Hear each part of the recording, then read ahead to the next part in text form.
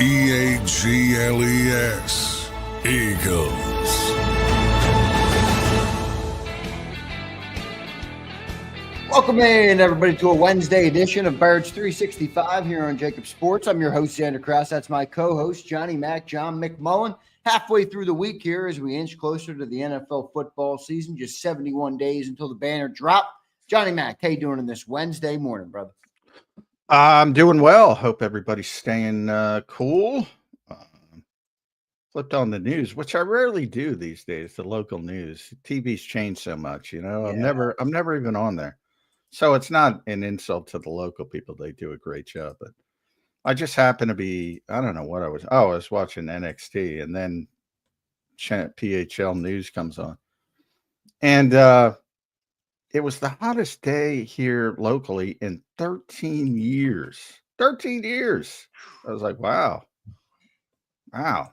Is that yesterday? Anyway, yeah, yesterday. Yeah, man. It was a hot day, no doubt about it. It's tough to be outside, but that's pretty crazy. Good stuff there, Johnny Mac. John, we got plenty of stuff to talk about today on the show as it gets hot in the Delaware Valley. All right. I hope everybody's enjoying the heat. We complained about it wasn't hot enough. Now John's like, me and John are talking pre-show. It's like too hot. It's like, give me 90, 97. Yeah, I can deal with 90. I can't deal with 110 heat index. That's like Phoenix. You're like your wife today, man. You got to get the air conditioning on and you're going to enjoy it. Well, no, it's still, there's a level. You know, there's some crazy. I've had this discussion with people, and they're like, "Oh, I got to have it on 66 and 68." I'm like, first of all, how you paying that electric bill? Yeah, right. Number one, but I'm like, my God, we've become soft as a society. I'm a 74 or 75 guy. But that's high. Now I'm not an air conditioner. I didn't grow up with really I'm not an air conditioning guy. Yeah, I didn't grow up with air. So I, you know, like my girlfriend grew up with air. So if she's out of the air conditioning, it's like, that's exactly all hell's breaking loose. Yeah, me, exactly. I'm fine. I can live. Now I realize 74, 75 is a little bit high. I have no problem that people keep it around 70, 71. I start looking at you with the side eyes when you go under 70. Then I'm like, come on, what are we doing here? And that's to your point about your girlfriend.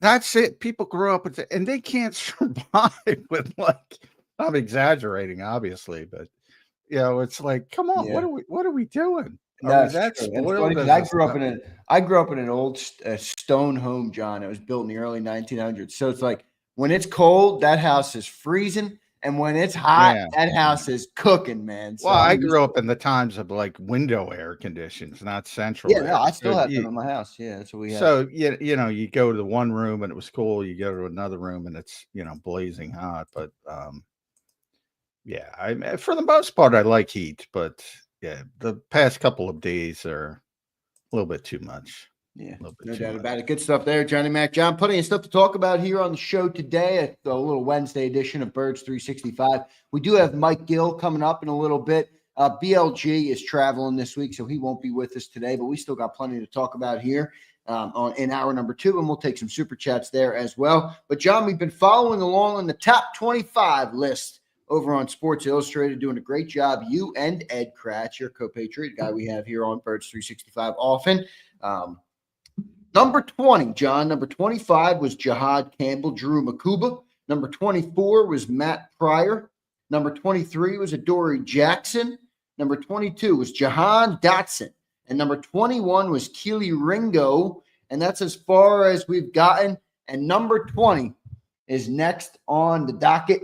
Johnny Mac, who do you and Ed Kratz have at number 20 on your top 25 Eagles list? Yeah, it's not going to be a splashy one today. But for whatever reason, people don't respect specialists. And then he's coming off a rare down season.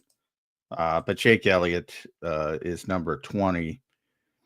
You know, it's a Pro Bowl kicker in 2023. Obviously had a bit of a scale back. Now, I remember reporting this last year. The Eagles, there were a number of bad snaps last year. Uncharacteristic from Rick Lovato.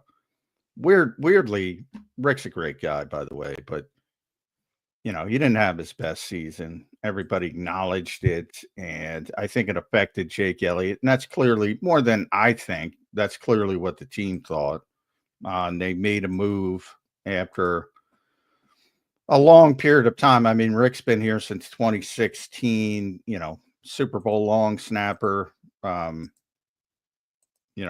every Super Bowl win in franchise history, for 3 Super Bowls, all that stuff. So, good guy, good citizen, that type of thing. Former, go back to 2019, even made the Pro Bowl. So there's a lot of loyalty for a long snapper. And I'm like, well, it's now June 25th and he's still not signed anywhere. He's only 32. Long snappers can go forever, which kind of tells you something. Now, ultimately, I think he'll get a chance because people get into camps and maybe somebody will get hurt. Maybe some of the young guys they project aren't good. And it's a role that, you can always go out on the street and find competency. But to that point, Charlie Elliott, who the Eagles signed to replace Rick, longtime Cleveland long snapper, very good, almost, part of that community was made up to a similar deal. He's 35. They got older, but they're looking, for that more consistency. And they believe that Jake Elliott will have a bounce back year. If you go from 2020, 2021, 2022, 2023, so 3 years, guy was 80 of 88 making field goals. 80 of 88. Missed 8 field goals in 3 years. He missed 8 field goals last season. Yeah, that's crazy. And you think a lot of that's is on Lovato? Well, they do. They do. So we'll see. But, that demonstrated performance is enough to get him. He's been one of the best kickers in the NFL, arguably the best, because you started with the Tucker slide, and now he's out of the league for other issues that are untoward, to say the least. But, as I said, 2023, he was an all-pro. So that's how quickly things can turn in the NFL. But even if you go back to the Super Bowl, when you're indoors, he made 4 kicks, he made a 50-yarder, and he made 2 over 40 in pristine conditions.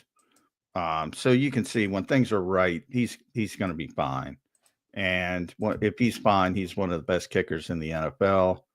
So again, not exciting, but he's been one of the best kickers. I think he'll continue to be one of the better kickers in the NFL.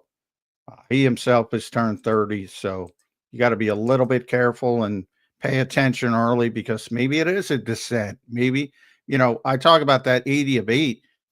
He was like 15 of 18 from 50 plus over that span. Right. Unbelievable. Last year is 1 of 7. Made 1 kick over 50 yards. Yeah, I'm looking at the stats right now. And he did kick a 50-yarder in the Super Bowl. So, maybe the worm has turned back to normal, but it is something to keep an eye on early in the season. But that demonstrated performance, really good player. And I know, a lot of people don't even consider kickers part of the team. It's a big part of the team when you need a big kick. And even last year, generally when they needed a big kick, with all the misses, he came through with the big kick, generally. So, Jake Elliott, not the sexiest one at number 20, but that's where he lands. I do think there's some important things here, though. I mean, there was moments last year where, Jake was being questioned, and you point out the 8 misses he had last year. 6 of them obviously came on the 50 plus. He was 1 for 7, as you mentioned. From 40 to 50, he was 8 for 9, and from 30 to 40, he was 10 for 11. So there's your 8 misses: 1 between 30 and 40, 1 between 40 and 50, and 6 on 50 plus. He only missed 1 point after, John, 1 extra point. Well, I think he missed 3 in the playoffs. And then he missed 3 in the playoffs. That's where I was going next. He was 13 of 16 in the playoffs, and he was 10 of 11 on field goals in the playoffs. So pretty good in the playoffs, but those 3 extra point misses, he was perfect in the Super Bowl, 4 field goals, 4 extra points. So I think that was the most important game, obviously. 7 for 7 in the Washington game, but he did miss a field goal in that game. I don't know, kind of a streaky year, but if you're telling me Lovato had his worst year, which the Eagles clearly think, and he's out right now as a free agent, hopefully Jake gets it back together, because I do think special teams is one of those things where you don't think about it, John, until it bites you in the ass. You know, when you're a great team, man, you don't want it to bite you in the ass. Well, and even more so, we bring up the long snapper part of it. I mean, nobody cares about the long snapper until he does something bad. Which you want nobody to know who Charlie Hewlett is, and that's the goal. And they're hoping to get back that kind of consistency. And Rick was that way for a very long time. So, big part of this team, as I said, you know, 3 Super Bowls in 8 years. He was a part of all of them. Yep. But again, and I talk about the stasis of things, and people assuming, oh, he's good, so he's always going to be good. It doesn't. Unfortunately, it doesn't work that way. And it's something to keep an eye on for Jake, because maybe the Eagles are wrong, and maybe it wasn't. You know, they've scapegoated people before, and maybe it wasn't his fault. But you can watch, and there were some uncharacteristic snaps. I'm not talking wild, but you know, Braden Mann did a hell of a job. Look at Braden Mann. Yeah, in the margin. I mean, those are fine lines, John. Yeah, you got. I mean, that's got to be perfect, or else it's a miss. Yeah. So Braden got a lot of credit inside the organization for his holding. And I remember I remember a couple of them. You saw Braden like stick his left hand out and like grab the ball. Yeah, he did a nice job. Yeah. So he got a lot of plaudits for that part of it. So it's something that, you know, again, never comes up. And bottom line is, you're a field goal kicker. And when you're at the highest level, like Jake was, generally when they would miss that 80 of 88, generally when they would miss, you know, sometimes it's 59, 60, and you don't hit the ball correctly. But generally when you miss from a manageable distance, it's something else. It's either a shaky snap, a shaky hold, normally, not always, but normally, with the high level kickers. But if you miss it, you know, people are like, well, he missed it. They're not looking at the other stuff. That's true. I mean, you pointed out, John, the percentage on the 50-pluser. His longest kick last year, so the only one he made was exactly 50. Yeah. That was the shortest long of his career in terms of longest kick of the season for him. It was 50 yards. That was the shortest one he's had. Remember, the first year he had a 61-yarder. 23, he had a 61-yarder. I think that was the Buffalo game, the 61-yarder last year, and then 50. So it is definitely something to watch. I think Lovato did not have a great year, but I mean, you don't want to be giving up points like that. And I do remember about halfway through the year, at some point in the year last year, fans were ready. Jake the Make was no longer being called Jake the Make, whether it was his fault or not. Well, yeah. I mean, that's part of that, you know. Hey, everybody's got that kind of pressure, different types of pressure. But with kickers, yeah, sometimes it's not their fault. And nobody cares. And that's but they all know that. That's part of the profession. But you talk about that 61-yard field goal against the Giants, which was a franchise record at the time, that you know, that arguably set the Eagles off to their Super Bowl 52 run. Yeah, I remember that, man. They lifted Jake Elliott up. You know, it was funny. Yeah. And then last year, Dank brings up this super chat. Thank you, Dank. Appreciate you, brother. Jake's kick versus Buffalo was absolutely insane. I think that was the 61-yarder last year, right? Or not 24, but 23. Yeah.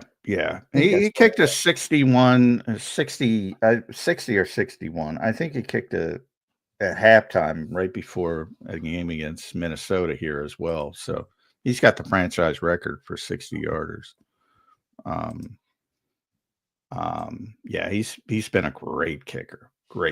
But you do have to be cautious and see if the descent has begun or if it was just the other stuff. So something to keep an eye on. But the Super Bowl, where and again, pristine conditions, was an indication that he's fine if everything's fine around him. How old is Jake Elliott now? He's 30. He just, I think he turned 30 in January. Not sure about the birthday. Got to look at that. But kickers, generally can. Yeah, he turned 30 on January 21st. So kickers can generally go to their mid 30s before there's some drop off. But you'll see some leg strength deficiencies, especially when matched up against younger guys who have the strong legs, but probably lack some of the consistency.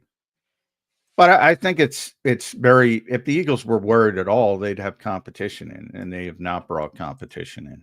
So that tells you a lot.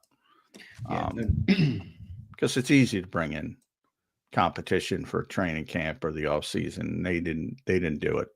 So that tells you a lot. Yeah. Dank brings up the Buffalo one was the 59-yarder in the ring. That's right. That wasn't the 61-yarder. That was to tie the game late, I think, to send it to overtime. Dank, is that what that one was? I think so. Well, he was an all pro. He was second team all pro in 2023. I mean, he was just unbelievable. And that's he was 7 for 8 in 50 plus yarders in 23. Yeah. So, and again, that 3 seat, he had kind of a down year, Doug's last year, like everybody, and bounced right back. So I think that's the hope this time. Now, can you go back to 80 of 88 and 15 of 18 or whatever it was from 50 plus? Maybe those days are gone, but I think you're closer to that than you were closer to than what happened last year. Yeah, I agree. I think Jake will be all right this year. We'll see how Charlie Hewlett does. The new long snapper for the Eagles, Rick Lovato, is out. Charlie Hewlett is in. 34 or 35 years old, Charlie Hewlett. So he's been around a long time. Good to have him in Philly. And as John mentioned, hopefully we don't hear his name very much this year, or else that won't be a good thing. John, what do you think overall of the special teams unit and what's happened under Michael Clay as the special teams coordinator? Well, I mean, a lot of upheaval in the return game, and we have to see how it shakes out. As far as coverage, I don't think they were great last year. A lot of nuances with the new kickoff rule. But overall, I think Michael's done a very good job. But you're kind of at the mercy of the roster. Like, that's one thing, Like, Michael Clay doesn't know what he's working with until they cut down to 53. Right. That's probably the hardest thing for a special teams coach in the NFL. And it's probably a little bit harder now because they don't have the incremental cut downs. They go from 90 to 53. So you're expected to use all these guys you're not going to have because they don't want to risk the guys, who are going to be a key part of it. So it's almost become more difficult for them specifically. Right. And then you got to round into form. So we just talk about, games 1 and 2, a lot of people say is glorified preseason nowadays. Probably even more so from a special teams part of it. But, the kick returns are going to be interesting because Britton's gone. They lost Kenny Gainwell, who's the main kick returner, and Isaiah Rodgers, who sort of supplemented him. They're both gone. Obviously, Cooper's great at punt returns, but they don't want him returning punts. So you do have default settings with Cooper and Will Shipley, but they don't want either of them returning kicks. So if they do, it's because Avery Williams specifically or somebody else, whether it's Anaya Smith, has not, seized the job, which they kind of want to happen. But that'll be told in. And then coverage is a lot of sort of stuff that people don't pay attention to, similar to long snapping until it's an issue. And, right off the bat, if Kaylee Ringo's a full-time corner, he's not going to be one of your gunners. And he was a good gunner. Yeah, he was very good. So a lot of moving parts, as there always is on special teams. Always. Is your gut feeling that Avery Williams will be the returner? Don't know what's wrong with him. Can't find out what's wrong with him. Didn't do anything in the spring. They signed him to be that. But until you see him on the field practicing, right. He tore his ACL a couple of years ago. I can't imagine it's something related to that. He was out working on the side field. There was no obvious braces or even sleeves or anything. So, he's the guy they signed to do it. I brought up Taylor Morin. There's a guy, very Britton Covey like, just a great college player, too undersized. Who knows? He shows up and, great punt returner in college, like Britton was. Not quite to the level of Britton. Britton was like the best punt returner in the country, but not quite at that level. But very good. So who knows? But Avery Williams, they signed him to be one of the returners, and hopefully, I think the goal was to have him do both and save a roster spot for somewhere else. But you have to see if he's healthy, number one, and then can he do it? Good stuff there, Johnny Mac. A little special teams talk. Jake Elliott closes in number 20 on the list of top 25 Eagles for Johnny Mac and Ed Kratz over on Sports Illustrated. And there's your first 5 names. Really first 6 names, and it's really 7 because 25, there was the one and only tie on the top 25 list. So good stuff there. Appreciate everybody for being here this morning. Hit that like button for us. All right, we've been doing good on the likes. So I want to thank you all for that. Keep smashing that like. We're trying to get to 150 per show. So please do that for us if you're enjoying the content. Let's go to our main man, Mike Gill, who's set to join us now here on Birds 365. You can follow him at Mike Gill Show. You can subscribe to his YouTube channel at Mike Gill Show. Listen to him on the radio at 97.3 ESPN down the shore and 97.5 The Fanatic on the weekends. Mike, how you doing on this Wednesday morning, brother? I'm staying cool, man. I'm staying cool. Yeah, I hope it's a little bit cooler down there. A little bit of an ocean breeze because it's brutal inland, Mike Gill. I would imagine it's a little better here, but not much. Yesterday was rough, but yeah, I imagine hottest up there day in 13 years. I was told. My app said hottest in 5 years, so I guess we didn't quite catch the double-digit years, but it was a hot one yesterday. Yeah. You can probably tell it's June 25th. I'm not sure when you popped on there. I wasn't paying attention when you popped in the green room, but when you hear the names Taylor Morin and Charlie Eulick, do you know it's June 25th? Yeah, Mike Gill. Yeah, I guess this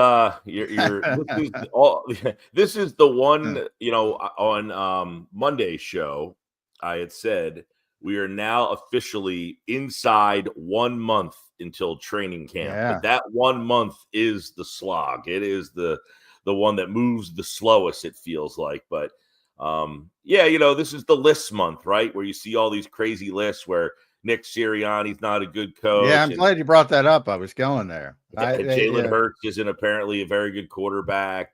It's one of these where not only list month, my boss is on my ass because I need more clicks. So what can I do to get clicks? Oh, I'll just say Jalen Hurts is, bottom of the barrel. Worse than Dak Prescott. We got some guy from Yahoo said Dak was better than Jalen Hurts and Jaden Daniels. The Jalen Hurts one is more, I don't know, like what the criteria is. If you're just saying in terms of skill set, arm value, accuracy, like those things. If he hadn't won a Super Bowl and you just said, look, his arm's not this, or his accuracy's not that, or his numbers aren't here, you could probably make a valid, argument to say, just watch this guy, whatever. But the fact that he's won a Super Bowl and then won as much as he was over kind of takes the fact that his skill set might not be what you perceive to be the best or a top 5. Well, my question to you is, because you're on the radio down the shore, you're on the radio up here, you get a lot of feedback. Why do bands get so immersed in these list season? It's like one I dude. actually, I And talked about that. trying to get clicks, by the way, probably. I talked about that Sunday. Well, I was on 97.5 on Sunday, and I just said, I'm over those lists. I'm over the list of somebody telling me that Hurts is like number 10 or 11. Who cares? Who cares if some guy who needs to put a list together for the summertime said this? Like, why does it bother you so much? The end result is he won the Super Bowl. He could be 27 on that list for all I care. What's the difference of where he lands on that list? Same with the Sirianni stuff. I mean, PFF, he was like number 8 or 7 or something in that range. Is he the best coach in the league? Yeah. Is he the best coach in the league? Probably not. He won the Super Bowl, though. That's the answer. The answer to the question is he won the Super Bowl, not is he the best coach in the league? Because quite frankly, I'm not sure he's the best coach in the league. What makes the best coach in the league? Does winning the Super Bowl, is that the only criteria to make you the best coach in the league? Because there are plenty of people about Sirianni and say that he only gets in the way. And to those people, he won the Super Bowl while not being the best. So you don't have to be the best to win the Super Bowl. You are capable of winning the best or the 8th best or the 10th best. Yeah. Unfortunately, I used to have this conversation. Angle people. I maybe I had it with you over the years. I used to have this conversation, and people would look at me like I was nuts when I would say it. In his when he was still in his prime, and I was covering the NBA, like people in the NBA had tremendous respect for Larry Brown, X's and O's coach, just knowing basketball. And I would say, just from a technical standpoint, he's a better coach than Phil Jackson. People would look at me like I was insane because, Bill's got 100 rings and I would try to explain, you don't understand what I'm saying. There's different types of, you're in different positions.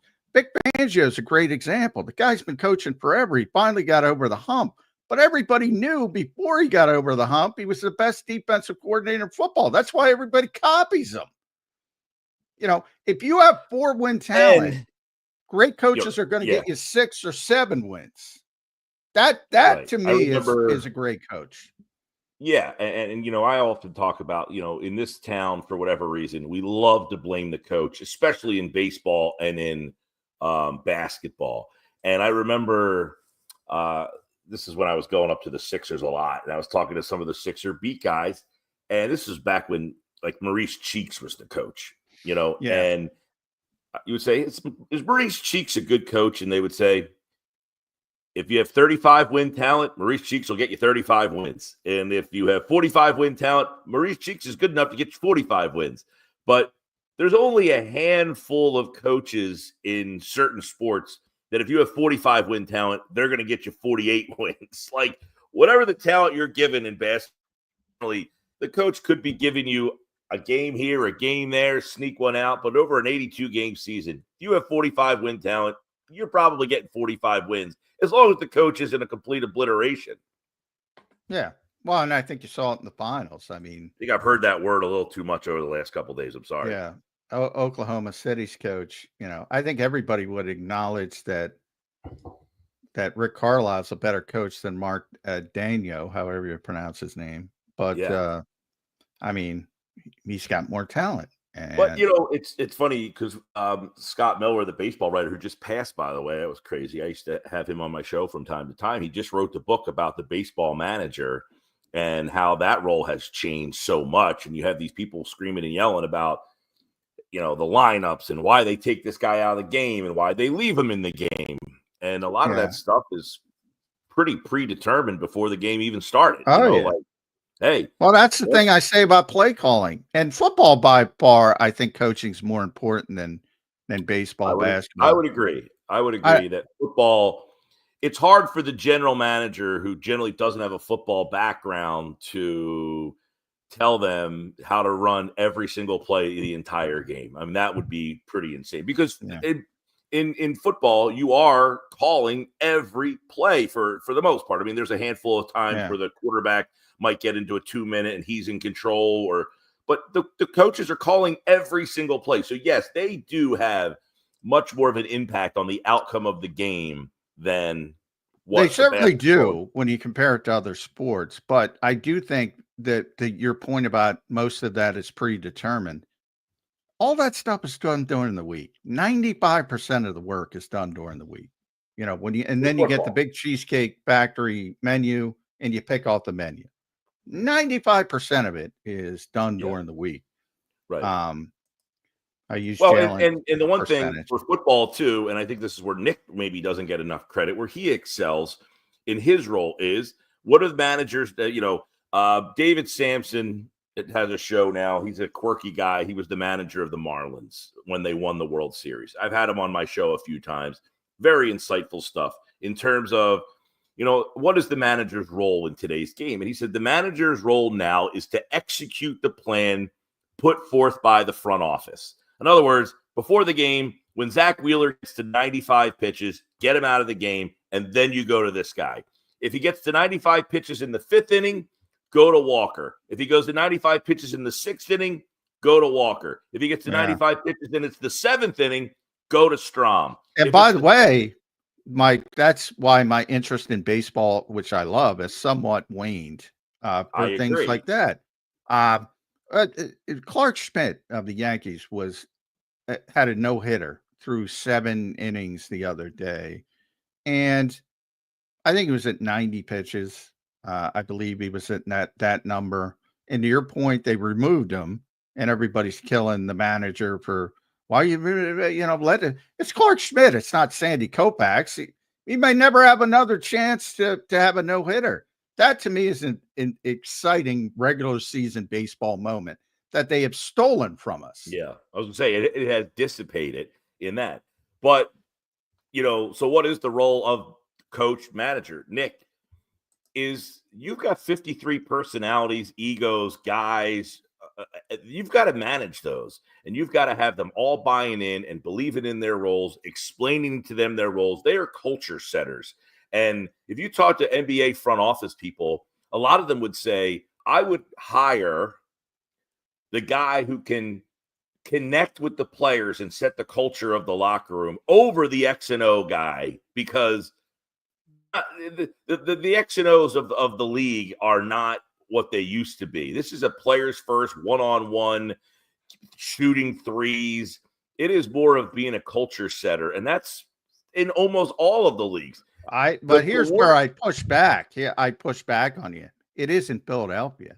I think still the vast majority of cities and ownerships and organizations want the play caller. You know, Ben Johnson. Well, yes, in terms of the football coach, but I think what you are seeing now is teams. Detroit said, let's get a culture setter and then get the coordinators around that guy. Ben Johnson. There's a couple. Yeah, there's a couple. Yeah. Detroit's one of them, and they generally are successful, which is I've been pushing the CEO coach thing dating back to Tom Coughlin, because he's the guy I first talked to it about and explained it to me. And I thought, yeah, that makes more sense to me. But the vast majority of the league is still in the mindset of, I got to get, you know, Mike McDaniel's a good example. You already had, maybe not to the level of Ben Johnson, but Mike McDaniel was similar, you know, nerd, great play caller, you know, innovative, this, that. You've seen what's happened in Miami, what's going on now. The guy's a dead man walking. He can't run a football team. Yeah, he's still the same smart guy offensively. You're right, though. Some of these teams are still running their organizations the old school way, where they're finding the innovative play caller and then making that guy the head coach. We see so many. Vic Fangio wasn't a great head coach. He is better suited to be, hey, I'm the guy over here running one thing. Nick in charge here, running everything. And then I have my guy who's calling plays over here, separating them into 3 separate boxes and finding the streamlined ability to get everyone on the same page is not easy to do. That's why some people try to say, you know, let's get one guy to do 2 different things, right? Let's get the defensive-minded guy to run the team and then also run the defense. It's a way to kind of knock one guy off the perch, but it's probably taking a shortcut, and it's not, you know, it's probably not the best way to go about it in today's NFL. I do think it's interesting too that people act like, you know, being the CEO is like easy, or like a lot easier than being a play caller. And you look at Fangio and Sirianni, I think it's the perfect example of two different guys with different personalities, and they relate to their players in different ways. And they suit, they're suited better to do different things. Vic Fangio wasn't, a great head coach. Now, maybe that was because it was Denver or whatever, but he's great, perfect coordinator. And him and Nick are very different, and Nick has worked out very well as a head coach. I do think that it's kind of taken for granted how hard it is to be a good. It's like everything. Like, coach. if you grew up football, I'm almost 50, so I can't believe I just said that. But, I wish I was almost back then when we're growing up playing football, to be the running back, that was the star of the team. I want to be the running back. That's the guy who's the star of the team. And therefore, the guy who is calling the plays is also the star. He's the guy. So we all perceive that if you're the guy calling the plays, that you are the man in charge. That's the grand poobah who picks all the plays.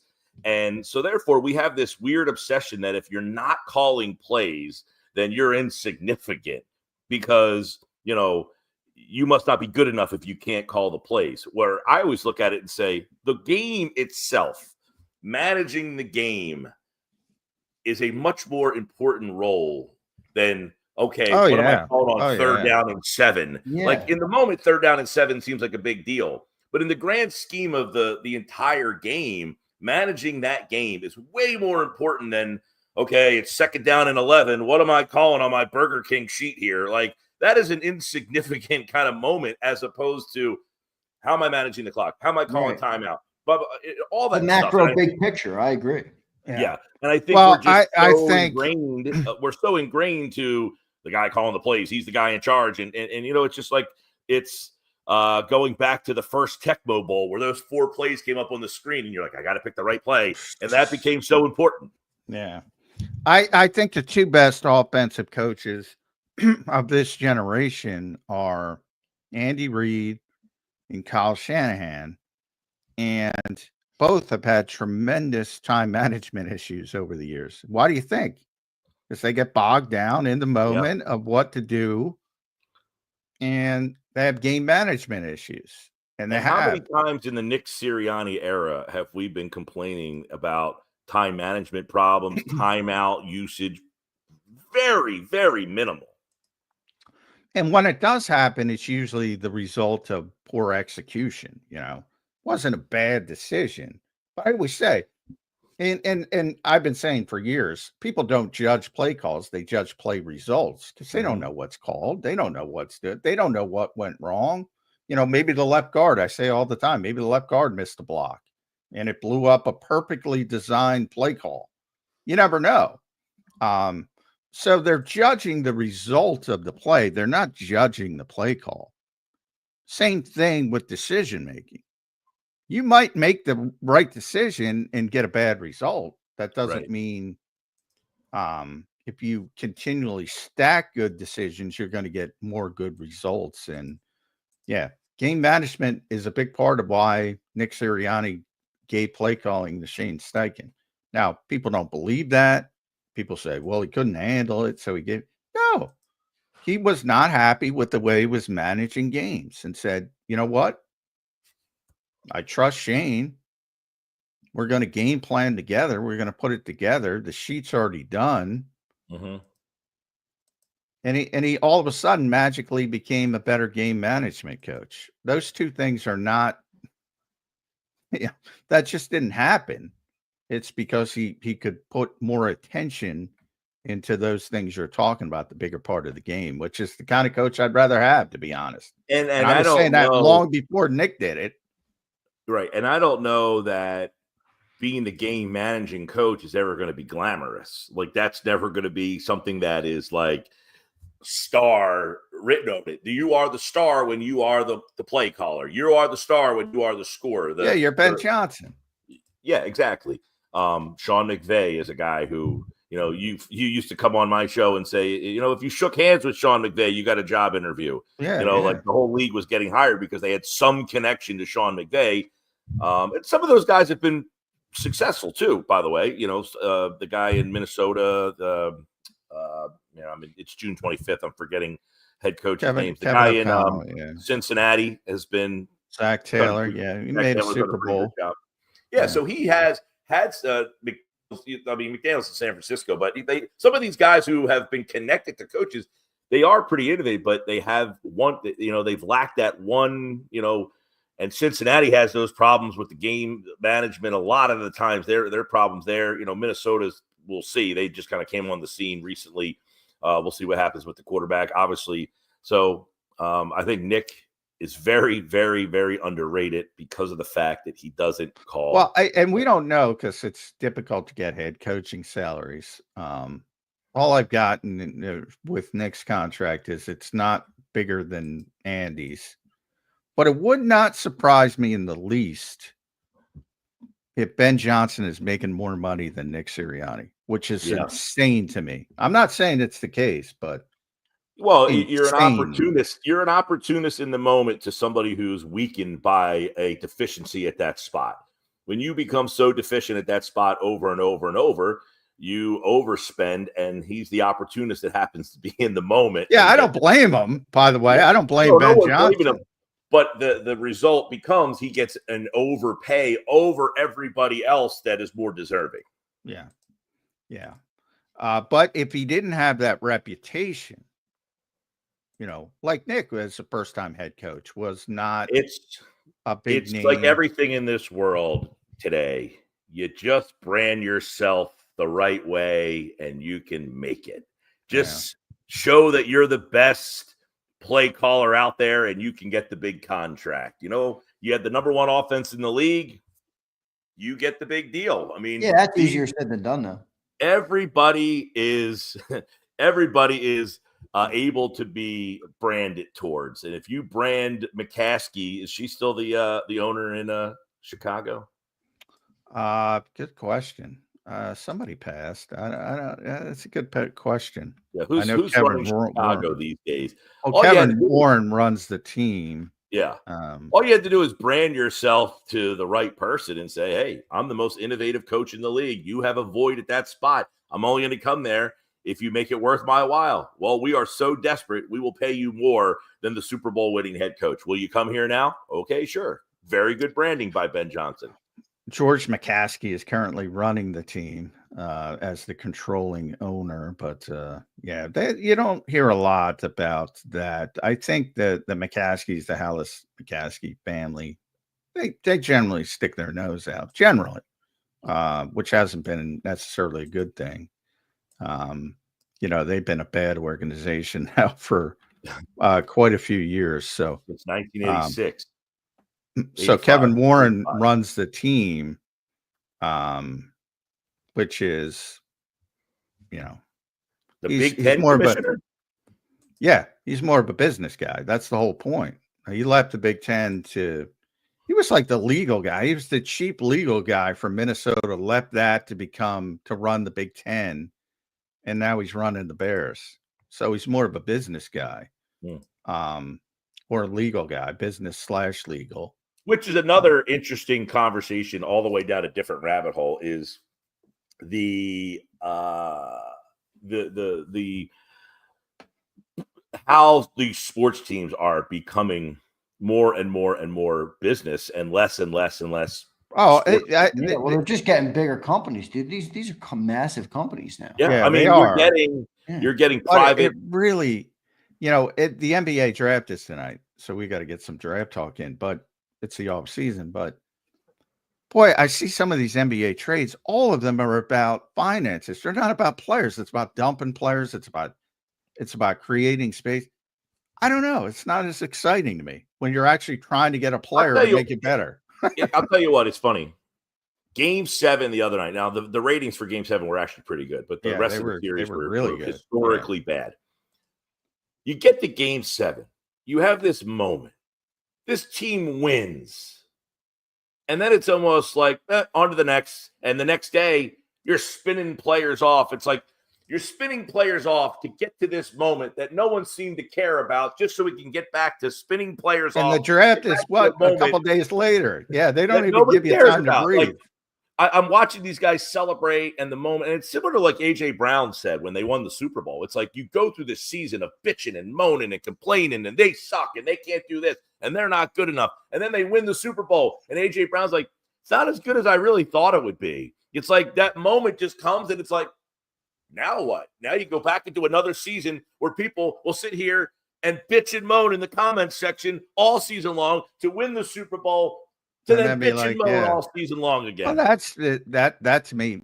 AJ's comments didn't surprise me at all, because it never lives up to the hype. No. It's like, all right. And when you're as competitive as AJ, it's just like, then Well, you it's start like, to realize.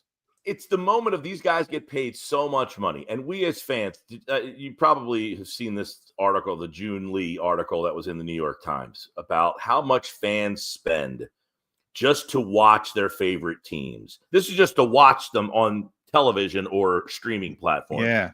If you wanted to watch all 4 of the major sports teams, every single game, Eagles, Sixers, Phillies, Fire. Now, he used Boston as the example, but I would imagine they're similar because I think Boston is an NBC affiliate like Philadelphia is. NBC Sports Philadelphia. I think they're NBC Sports Boston.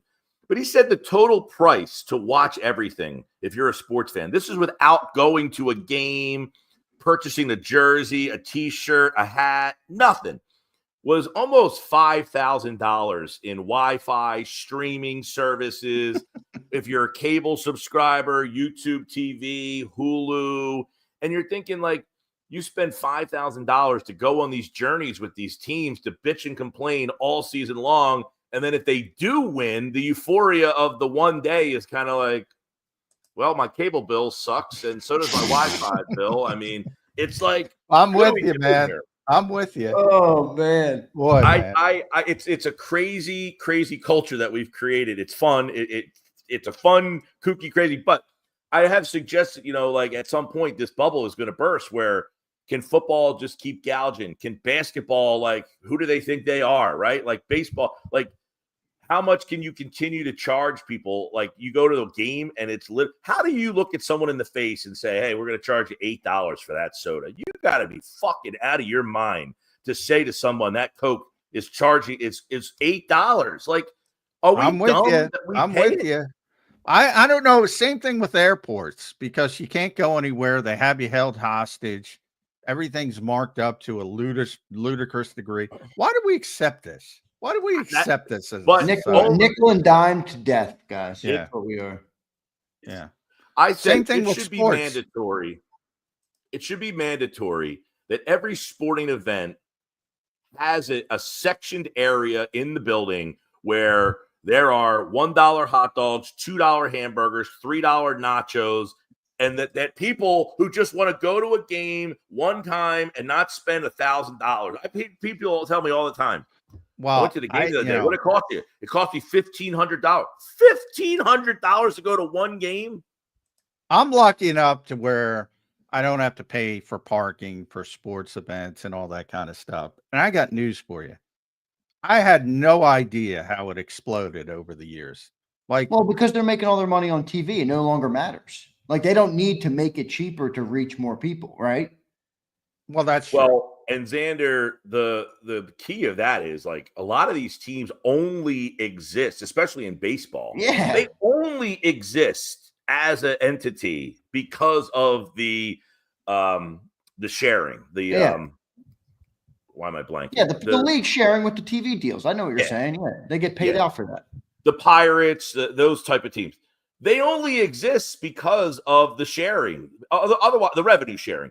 Yeah. Otherwise, without the revenue sharing, they don't even exist as an entity. Yeah. So in other words, it doesn't matter if there's 8,000 people in my stadium or 40,000 people in my stadium. I don't really give a crap. And I don't care if I charge them $10 for a burger or $2 for a burger. I don't really care because I'm making all my money on the TV anyway. 90% of my income. They're making the money on the TV end. But in the NFL, right, those TV deals are so exorbitant that, the problem has become the TV deals almost set the salary cap. And as those deals go up, they do. Right. And as those deals go up, so does the salary. And when then salary again goes up, so does your ticket price. So it's like a never-ending wheel that's never going to go back the other direction, because the NFL has CBS would be out of business by now if they didn't have the NFL. Fox would follow them right out the door. And NBC probably would be third in line of saying, okay, we are ceasing to exist I'll tell you what, though. To exist. I'll tell you if what, they did Mike, not have the NFL. You know, when ESPN bowed out of baseball, that shook some people. Well, it shook people to the point where they're thinking, who does MLB think they are that they're going to go get another deal, and they can't find another deal because no one wants to pay $550 million to have Sunday Night Baseball on. So they went out and figured out, we'll go get another deal because you're on cable and you're a declining property. Well, guess what? So are all the other competitors who were trying to get your product on, because the streaming services, they don't want you on there because you don't draw enough casual fans. Yeah. Well, what's the breaking point on this, guys? I feel like it can't go like this forever. I mean, I people have been talking about the bubble has to burst for years, because I've done a lot of work on TV rights fees over the years. Now with the NFL, they're a little bit more protected because they are the one entity that delivers, like the NBA you just mentioned. The NBA is number 2 because of what they deliver, but what they deliver in the playoffs. Yeah. Like the regular season ratings are god awful. And that's the same with baseball and hockey. Well, and this story college basketball is college basketball. Nobody watches it. Nobody watches college basketball. The only thing anybody's watching literally is Caitlin Clark. She's it. Yeah. If you have her on the television, you're getting watched. They're getting 2 million people to watch a Caitlin Clark game. Other than that, no one's watching that league. Other than LeBron, no one's watching, Curry, maybe. No one's watching regular season NBA games. Yet the prices are so exorbitant. It is wild. And then the only thing anybody's watching is the NFL. I mean, routinely, football, the top 100 shows now, like 97 of them are NFL games. Well, I think at the core, like, let me ask you guys this. I think the other thing at the core, and that's the best thing that the NFL has going for them, is when an NFL game comes on, most of the viewers actually would rather watch that than anything else on TV, versus when there's an NBA playoff game and you turn it on and it's a third quarter and it's a 20-point game, most people are like, I don't know, I only got a couple hours a night. I think I'd rather watch Netflix, or I think I'd rather put on Apple TV, or I think there's so many, or YouTube, or whatever it is. Yeah. And I think all these other sports leagues are now not in a position where people actually want to watch every night, versus the NFL. There's nobody in Philly who's not watching the Eagles games when they come on. Come on. No way. The NFL has something that the others don't, and it's an event-based viewership. Scarcity. 1 day a week, 3 hours of my time. To go through a baseball season, 2.5 hours, 3 hours every single night, it's incomprehensible to think that you can get someone every night for 3 hours. The NBA, hockey, same thing. The NFL is 1 day a night for you for 3 hours, or 1 day a week for 3 hours. They're trying to ruin that. I think it's a mistake by playing every day, at points. The thing about the NFL, and I get it because they're a business, if somebody's paying them, they're going to do it. And they're going to put a game on Black Friday, and they're going to put games on Thursday, and they're going to put a game, and eventually they'll be the entire week if people keep cutting those checks. I do think that's sort of, a little bit penny wise, dollar foolish long term, because I think the importance is what you just mentioned, Mike, the scarcity of the product. It's event based. Right. Yeah. Well, which is why nobody watches college basketball, but they will watch the NCAA tournament. Exactly. It's an event based thing. Nobody watches the Waste Management Open, but they'll watch the Masters because they have made it a big event. Still, the Masters is. Are we getting close to them getting away from that? I mean, if we think that's the bread and butter, I mean, me and John talked about a couple of months ago when the schedule came out. It's like the Eagles got games on Saturday, Friday, Monday, Tuesday. It's like every day of the week. I think they got games on 5 different weekdays this year. Yeah. Well, it's like everything, remember the Little League World Series used to be one game on ABC for all the marbles. Well, now they're doing like the district tournament on. I mean, come on, you're broadcasting live from like the Margate Little League field because it's August and there's nothing else to put on the TV, but you now oversaturate that. The College Baseball World Series. I mean, it used to be you watch the final game. Now they're doing the regionals and the super regionals. And that used to be like your thing where you're like, hey, the College World Series is on. Well, now you're watching Murray State play, Kentucky in a regional. You're like, okay, not all that exciting. But, yeah, at some point, though, the problem has become The NFL started it. The NFL started it, and now everybody's trying to emulate what the NFL does. Is the only thing people are watching are live events, sports. NBC, can anybody name a sitcom or a television show on NBC, Well, CBS, or Fox? I don't watch television shows on linear Nobody TV does. They anymore. don't even exist. They don't even have them. Yeah, Like if I'm watching a show, even the it's boomers, Netflix, even you Apple, guys, even the boomers don't watch TV anymore, man. No. I don't even think, honestly, and I don't know this, but I honestly don't think there are like they even called sitcoms anymore. There's no more like 30-minute quick shows. Well, and that's another thing because reality television, which is not real, but it's cheaper to produce than a regular sitcom or even, God forbid, a drama, which can get pretty expensive. So if you can draw the same ratings with garbage, business, the math people ruin everything, Mike. But the thing, baseball, basketball, even at the highest level, should be concerned about ESPN bailing out of baseball, Warner Brothers Discovery, TNT bailing out of basketball because it got too expensive. Think about what that meant to that network, and they're like, "No, this is too much. We're bailing." They should be concerned about that. That's the first signs of because other people are going to be. I would imagine ESPN and baseball get back together because nobody wants the baseball. Eventually, when they realize that you can't get enough money, but baseball did this to themselves. NFL would never do this. They took a $10 million deal to put games on Roku, a service that nobody has. I mean, seriously, they put the service on Roku for $10 million. Well, you devalued your product so much that ESPN said, they're getting a game a week on Sunday for $10 million. We're getting a game a week on Sunday night. We're paying you $550 million. This don't add up. So they did it to themselves on that front there. The Apple TV game, nobody's watching those Friday night games. And by the way, I have Apple TV. You know what the pain in the ass of it is? Friday night, Phillies, Mets. I want to go out and watch the game somewhere. I don't know if the establishment has it because they don't have Apple TV.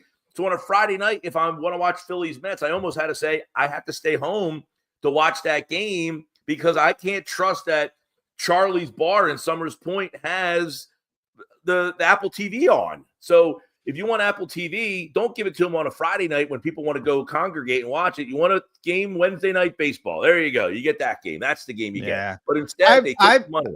I've had so many people talk about, and it's usually a son that's getting a little bit older talking about his aging dad and like he doesn't know what channel the game's on. And it's like, you can't make it that difficult for people.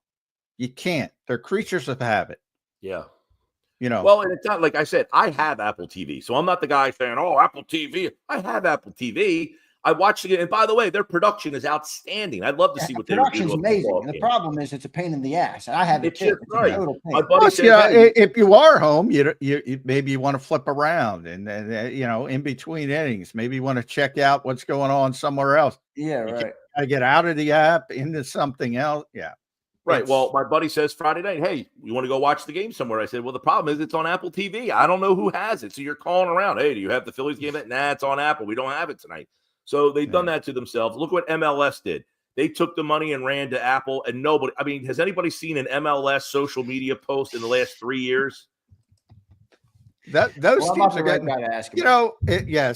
Those teams are getting more valuable, whatever you mean valuation wise. But there's a crossroads here where they took that money, so they're more valuable on the surface here. But where are you going to be 7 years from now? After exactly. That's my point. Money, but are you building the long? That's my point. It's penny wise, a dollar foolish. You're grabbing the money right now at the expense of viewers for your product, and eventually, if nobody can find your product, nobody can see your product. Eventually, it's going to downgrade. The person who integrates, I have YouTube TV. And in the guide, if somebody integrates the game from the other service into your guide, like, hey, Fox, CBS, NBC, ESPN, Apple TV Plus as a channel of a live game where you can, because YouTube TV now has the ability to flip to the last channel. Mike, they're the closest thing to it, to being able to make it usable like that for the because like an Amazon Prime Thursday Night Football, when you have a Thursday Night Football game and you have YouTube TV, if you could put that in the guide so that if you're on, like for instance, the night the Phillies played in the World Series in 2002, they were on Fox, the Eagles are on Prime. If you could have had the last button flipping back and forth, the person who comes up with that will change the game in terms of until then, you're going to keep frustrating people. Yeah. Like cable is. Cable's making a return. Cable's making a comeback. I don't know if they are, because they are losing viewers at massive numbers for the first time. But I asked this question. Talking about this. I asked this question though, John. Is it cable that's losing the viewers? Does YouTube TV, Hulu, these live TV services, are they counted in the cable ratings? No, they're streaming. They're streaming because they're streaming. So the people who went from cable and cut the cord, like me, who went to YouTube, I'm not being counted in the ratings. Not that I was anyway, but you know what I'm saying. Still kind of cable, Mike. I see what you're saying. Yeah, like, exactly. I'm still watching the game. Well, streaming is just streaming. It's a version of how it's delivered. So I'm still watching the game, just not on cable connected. I'm watching on cable streaming. Yeah. Because my commercials are all different. Does everybody else get 975 Viore commercials? Yeah, well, that's the thing. Streaming, the problem with streaming, and everybody in the TV industry thinks that streaming is the future, as evidenced by, recently Warner Brothers spun off its cable to a different company and its streaming, and they made them two different companies because cable loses so much money, and they ultimately think streaming is going to make a bunch of money. So for tax purposes, and NBC's doing the same thing with Versant. They're spinning off their cable companies and the streaming and trying to bookkeeping type stuff. And the whole point of that is the belief that streaming is going to have a future and cable is not going to have a future. And for the first time, and Zander and I talked about this because it hadn't happened before, for the first time, streaming beat broadcast and cable combined. More people watch on streaming now than broadcast and cable for the first time. And number one is YouTube. Number two is Netflix. Well, if the NBA final game did 17 million the other night, game 7, how many more people watched on YouTube and Hulu? Well, and this is part of that's where I was going. This is part of the problem with streaming. That was a combined number. So people watching on, I think for that particular game, it was ABC and whatever ESPN Plus. I don't know what it was on, but that was a combined streaming broadcast number of whatever it was, 18, 19 million. And the NFL does that, if you see, because they have enough power to demand demographic info from Netflix. This is the craziest thing in Amazon and everybody else. This is the craziest thing for me. Those streaming outlets do not provide ratings. Right. Like Apple TV doesn't tell you how many people watch MLS. I got the answer. They don't. But they don't even tell, like, Adam Silver doesn't know what NBA games do on HBO Max or whatever they call it now. They don't tell people, one, because the numbers aren't that impressive. Right.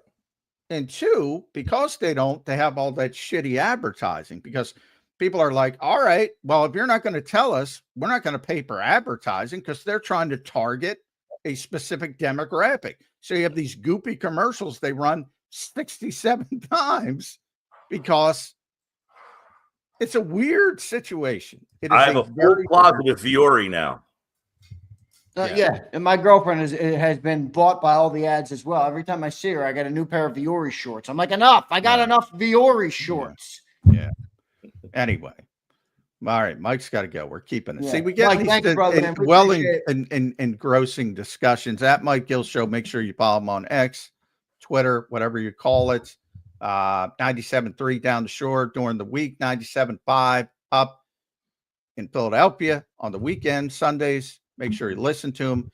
YouTube, subscribe at Mike Gill Show. Mike, thank you, brother. Appreciate it, man.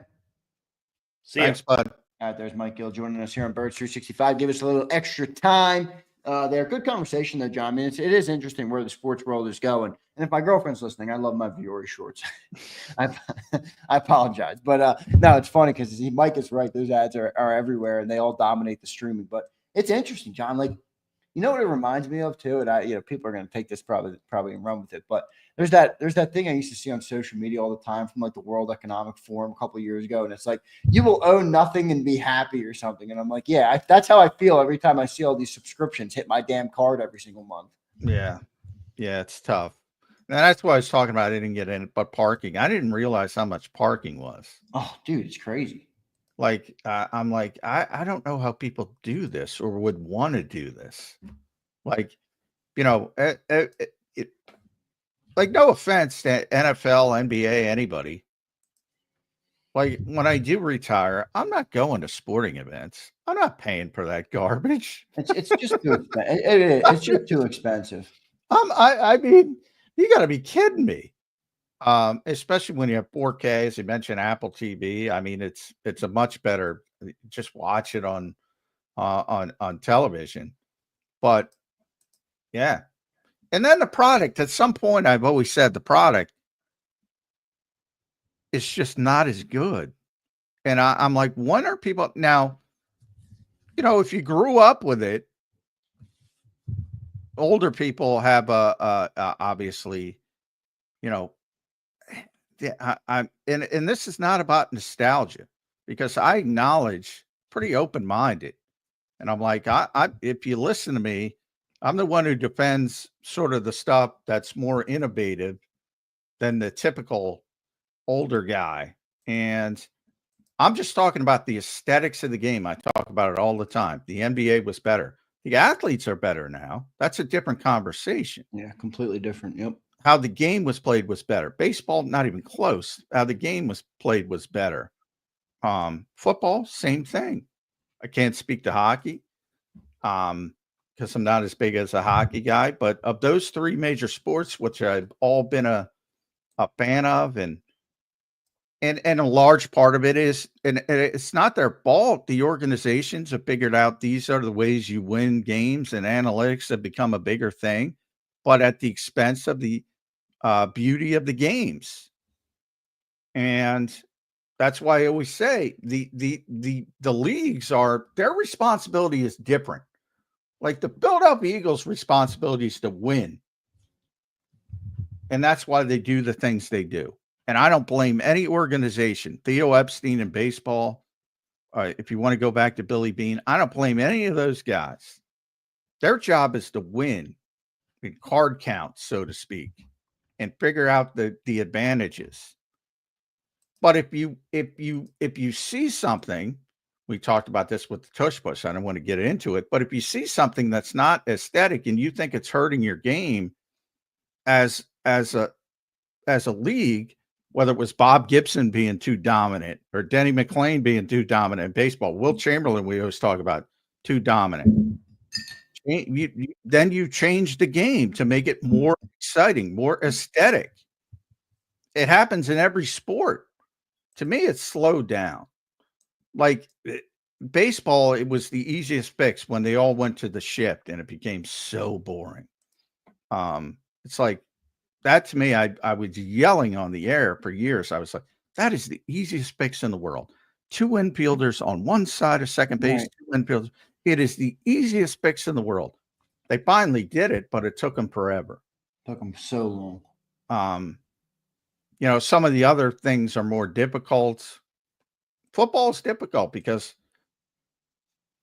look, you don't have practice time. You don't have time to prepare, so you got to dumb things down. But I also think football is so much more insulated than these other sports. Like, for example, I mean, hockey, we had this discussion a while ago. It was one of our famous debates, but, you're right about it in terms of what's going to happen when this ESPN deal gets up with them. Right now, ESPN paid all that money for hockey. The ratings are not good. They're not going up. Like, is ESPN going to renew that deal? Somebody or will. TNT or whoever has it? I don't But think the so. key is, will they renew it at the same price? Yeah, I don't And think to this point, everything's gone up. Everything's gone up. Everything's gone up. Now, baseball's the first time it's going down. Yeah. Basketball still went up. The most recent deal was absurd.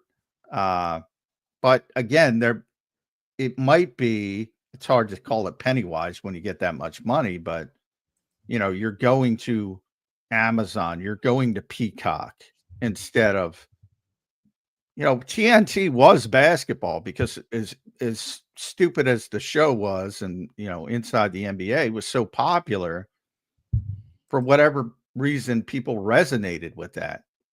Now, supposedly they're going to bring it over to, I don't know how they're going to work that, but yeah, it's not going to be as good. Yeah, people just resonate. TNT was basketball for many, many years. Now you're telling people, we're going to Amazon. The big check. We're going to Peacock and NBC. Big check. So the money's still there for them. Hockey, we'll see. Baseball's down. Pro wrestling, it's been up.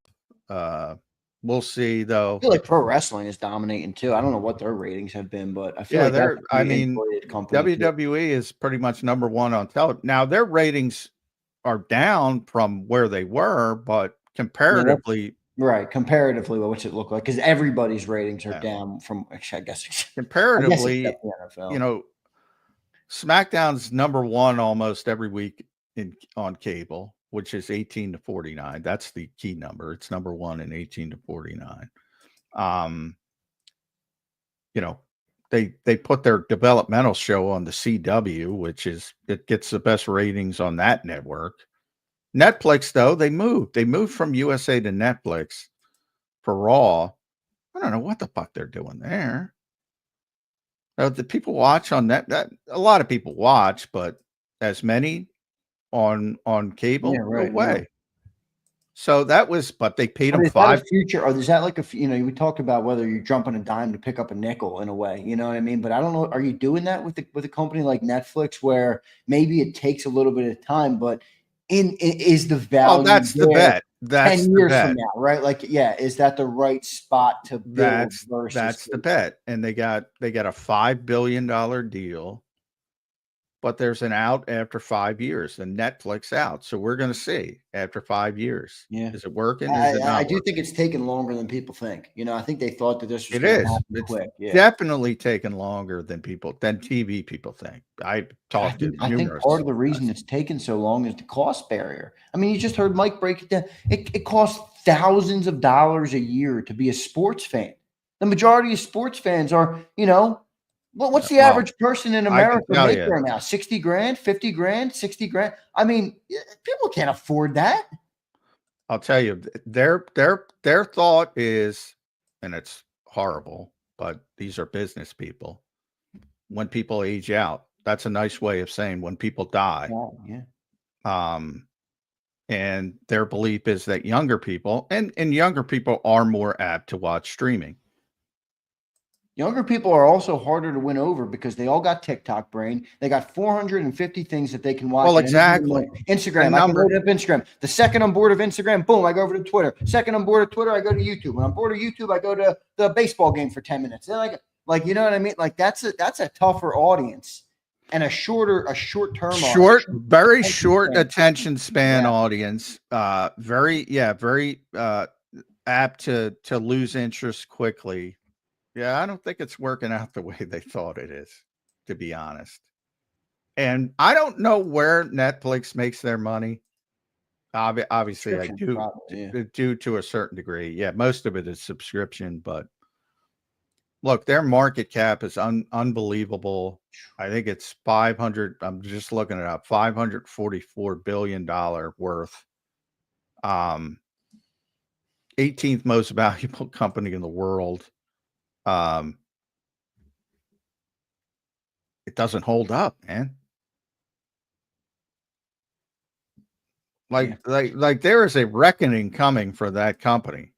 I don't know when, but when you say valuation, market cap 545, they don't have $544 billion. Well, That's no, what how much people cash think reserves do they have? Because one company that is insulated from that is Apple. They got so much money in cash. I mean, Apple's insane. They got like $500 million of cash sitting, I think, in their accounts. I mean, they don't need it, or $1 billion. I don't know what it is. It's a lot of money, though. I know that. Yeah, I mean, I mean, you could look at where they were in 2005. Yeah, they got $65 billion of cash on hand, John. Apple. Yeah, but I'm not talking because Apple's much more grandiose and spread over. Which, by the way, they've gotten shit over the years too. They used to be innovating. Now they're not innovating at all. Yeah, well, that's and quickly. That's how things can quickly turn. Because Netflix 20 years ago, people are sending back DVDs and hey, this is pretty cool. I don't have to go to freaking Blockbuster Video anymore. And now 20 years later, they're spending billions of dollars on programming. And boy, I just don't know how it holds up at its current state. And they're already selling advertising now. You can see that, oh shit, we got to get other avenues. You can already see it. So I don't know, but if TV money ever goes away, and it doesn't matter who it comes from, linear, broadcast, cable, streaming, if it ever goes away, these sports are screwed. I wonder what's all of them, including the NFL. I think people don't realize how much money of the NFL's comes from TV rights. Yeah, we're playing Jenga, John. It really is. It really is. One block goes the wrong way. You pull one block out the wrong way. This is going to crash. I hope we'll see. We'll see what ends up happening with it. But I do think it's it's not going anywhere. But no, but something. I mean, salaries will dramatically drop. Yeah. It'll just be a different level of. But to date, the NFL is obviously the most well insulated. But as big as the NBA is, as big as Major League Baseball is, as big as the NHL is, they're in danger. And it's already borne out in Major League Baseball. Yeah, I agree completely. I agree. I mean, MLB is starting to do some things maybe to try and more insulate themselves. I saw they did a media deal with like John Boy, and it's like, oh, well, welcome to the 21st century at MLB. We can finally use your clips on social media. They used to like flag anybody that would post their clips on social media. And it's like, guys, you're killing the audience on your product. So I don't know. We'll see what they do. But I do think the money is crazy. We'll discuss more about that eventually soon. We'll see how it all shakes out. I appreciate everybody for being here today. Let me make sure I got all of our super chats. Eduardo checks in. Nobody wants to pick up a book nowadays, SMH. A book. And we can't even get them to turn on the TV. A book. It's hard enough to get them to read an article, never mind a book.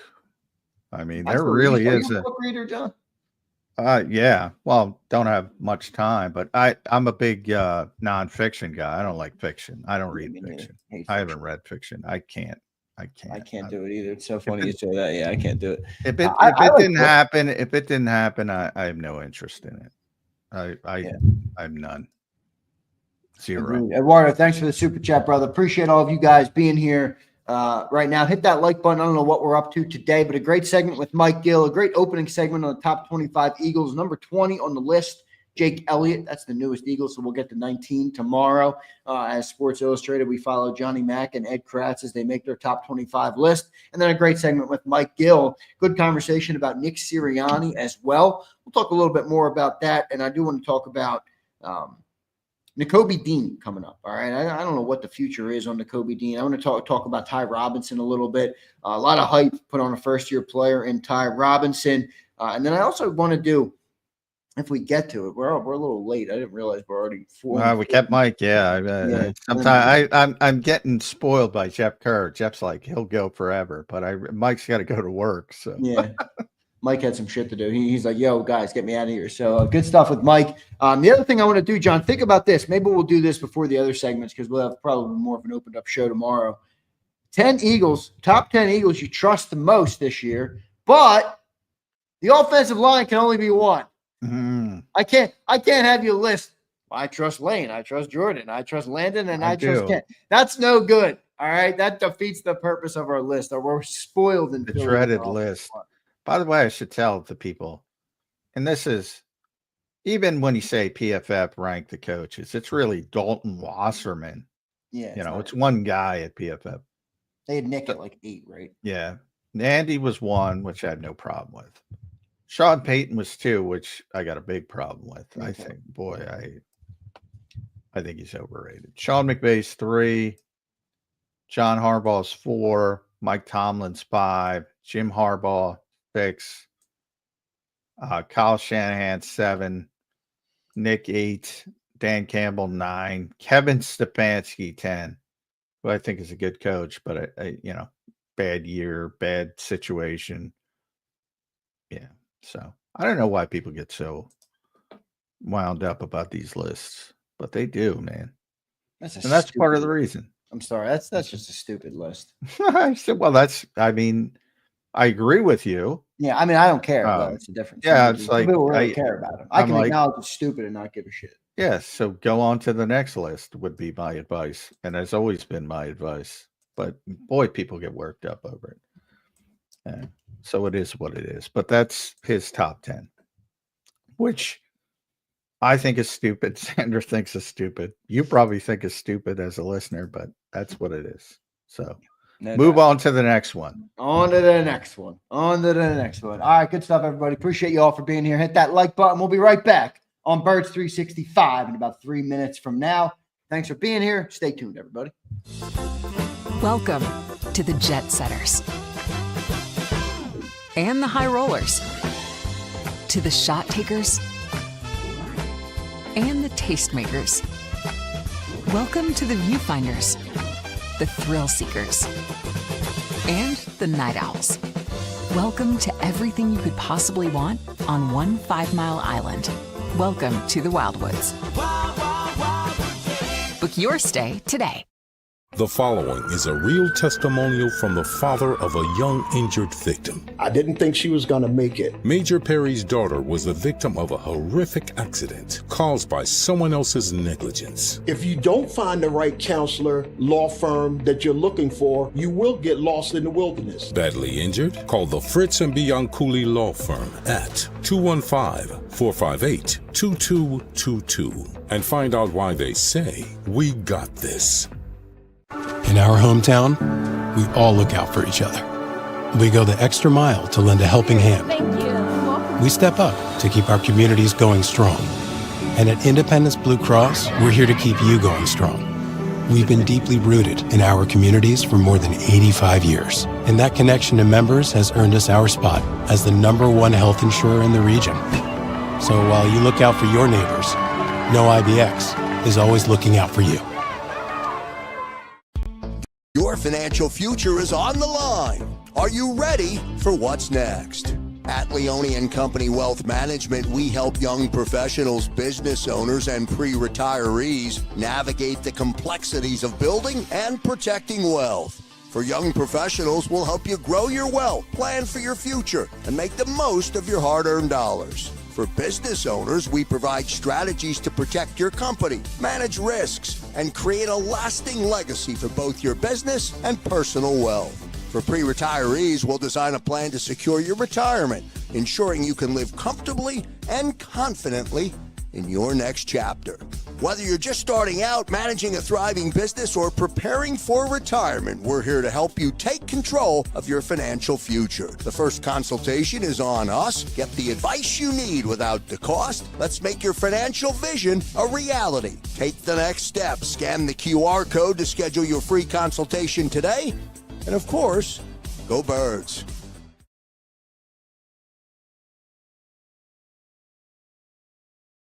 Welcome to the Jet Setters and the High Rollers, to the Thrill Seekers and the Night Owls. Welcome to everything you could possibly want on one 5-mile island. Welcome to the Wildwoods. Book your stay today. EAGLES. Eagles.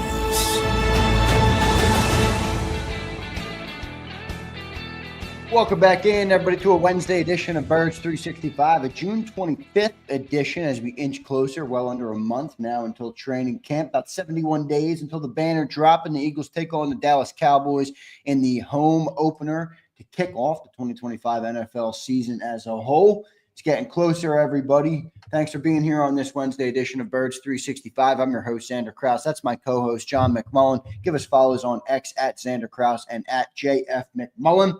Next topic for you guys. I'm going to go to that list, John. We'll talk to Kobe tomorrow. We'll talk Ty Robinson another day.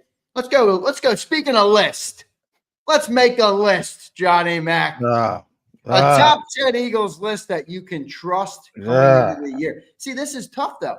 You know, John, do you trust Bond? Do you trust Cooper? Do you trust Quinion? All these guys, Nolan, Jalix, all these guys that have had great years. I've only done it 1 year. You know, can we trust them? I don't know, John. We're going to get your take on it. Let's start it off, John. Who comes to mind when you think, all right, I can trust these players? I got AJ. I got offensive line. You can only do that as a 1. And I got Saquon. And I got. Well, you can trust. I mean, to me, trust is demonstrated performance over a long period of time. Or a consistent period of time, at least. See, John, you're already elevating the list game. All right. This is why you're needed, John. You're not viewing lists right. All right. In a world where a bunch of aggregators and people make bullshit lists, you, John, can elevate the conversation when it comes to lists. I can't do a bullshit thing. So, and some people look, I don't know if that's what that guy believes, that Nick Sirianni's the best, the 8th best coach in the NFL. It's possible, I guess. Or the guy from Yahoo who said Dak Prescott's still better than Jalen Hurts and Jaden Daniels coming off last season, which, by the way, before he got hurt, he wasn't playing well. I think a lot of people forget that. And he is, 33, is he? Somewhere in that range. No, he's not that old. He'll be 32 in July. So he's getting older and significant injury history. So that's a tough one to, maybe he believes it. But there are people that will just use it to inflame certain fan bases, and Philadelphia is probably the easiest to do that with, because of the passion of the fan base. So I think that plays into it. But yeah, I mean, probably hurt me over the years not doing stupid shit, as far as brand building, as Mike Gill would say, but not my game. Don't do it. Well, you can elevate. I think there is a way to do it that's not Looney Tune, I think there is a conversation that you can have of realism where, yeah, I mean, it's a normal conversation for football audience to say, hey, this quarterback's better than this quarterback. I just think the people go too far with it, or people have taken it to a level where it's no longer real. It's just, well, and again, there's different people. Some people might just be not know a lot about football and like a specific team, and they pick somebody because he's on my favorite team. And some people might be doing it purposefully, and trying to engage people, trying to create clicks, as Mike said. So, and I don't know who's doing what, but that's why I don't take them that seriously. It's like, all right, so. And what do I always say? I don't argue other people's premises. It's like, all right, that's your thing. That ain't my thing. Right. You can defend your own point. I'll defend my points, but I'm not going to defend somebody else's point, or, because opinions are opinions. Everybody's got one. like you know what. Yeah, I like that saying. That's one of my favorite sayings. Yeah. All right, John, what Eagle do you trust the most then? Well, this is very similar. I'm giving away our top 25. But first of all, I could. Well, no, because you get O-line. O-line's number one for me, but they're the whole O-line. I can't. Yeah, put I know. O-line I disagree. I should be able to name 4 guys up, but O-line's number 1. AJ's number 2.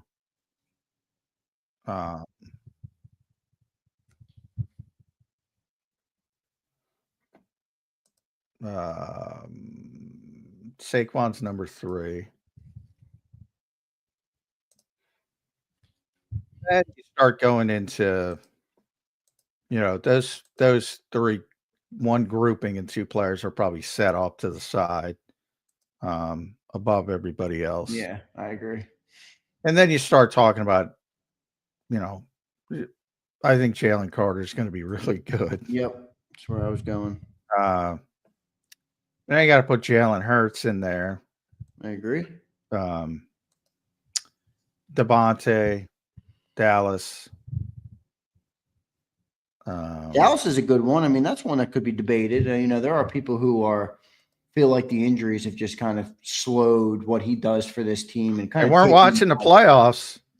Well, no, but I do think there's a real, I think we've talked about this too, where I'm with you. People could say he's made of glass. He's just a physical player, but the reality is that he does miss a couple of games every year. And I think that takes away from people being like, that's a building block to the team. That's a guy we can trust. We can build around that. Well, you can definitely trust him. You can't trust him necessarily. I'd look at it as more as trust him when he's on the field. Yeah, right. I agree. I trust him when he's on the field for sure.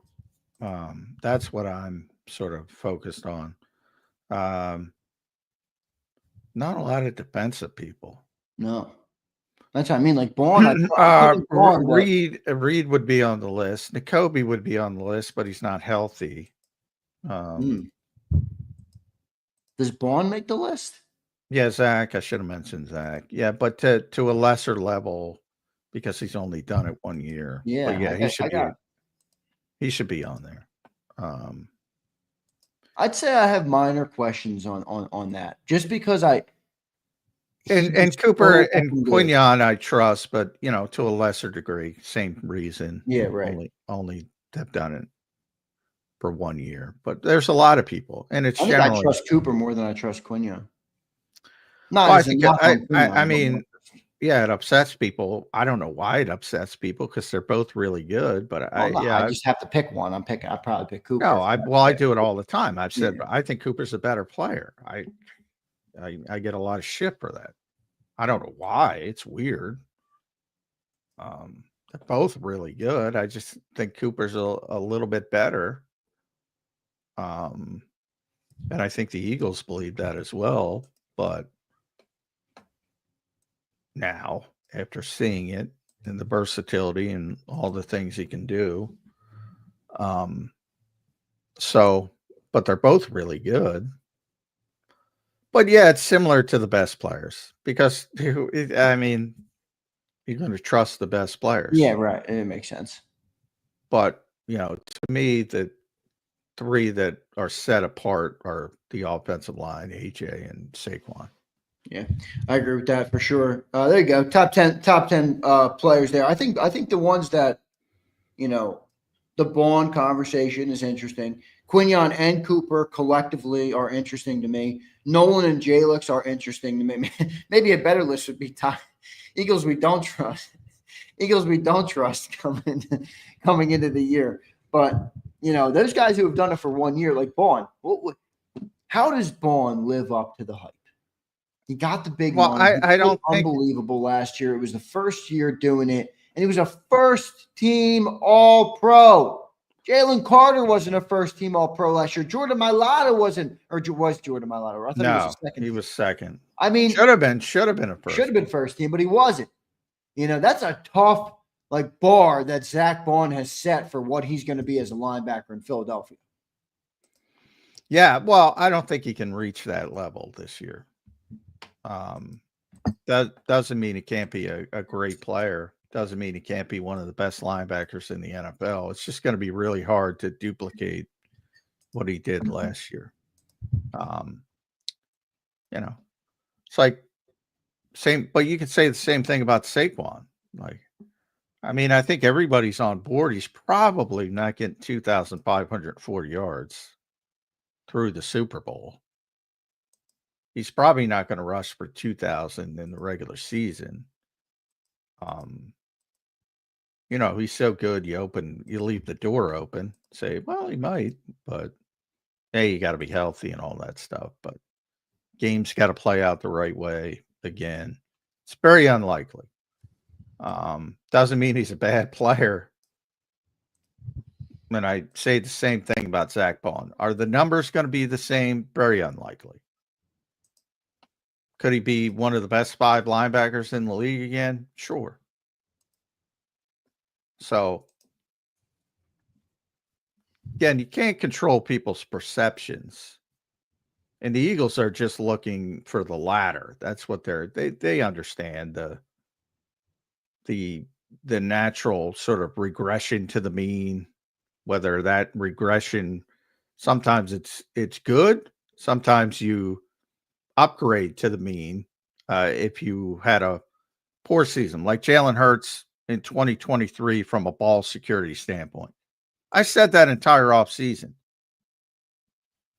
He's gonna go back to his normal performance. And he was even better because the Eagles got a little bit more conservative. Like, half of the stuff is like, why did he have such poor ball security in 2023 and such great ball security in 2024? Well, I argue it was neither. He was forced to do more in 2023 because the defense sucked. And when you're forced to do more, you have to take more chances and you're more susceptible to turning the football over. Last year, everything went well after the bye week. They became a run-first team. They're playing from the lead 90% of the time. They can afford to be very conservative. I think him as an individual was always very ball security conscious and always will be. And the difference in the numbers comes in the difference of situations. That's what I'm talking about. So he didn't really get better at ball security. Maybe a little bit, but you get my point. Right. 2023 was the outlier. And by the way, if they throw it more this season, they'll have more turnovers. Just what it is. Yeah, I think we're okay with a little bit more turnovers. Where I think it gets a problem is if it gets back to the level it did in the first 4 weeks, where you're looking at 2 turnovers a game or even a turnover a game. Yeah, which it's never going to be that. But if he throws the ball, 6 more times a game and he's got 9 picks instead of 4 picks, it's like, all right, yeah, that's the give and take. I mean, that's kind of how it works. Yeah, and that's what I'm kind of talking about with Zach Bond. He can't reach the levels he did, but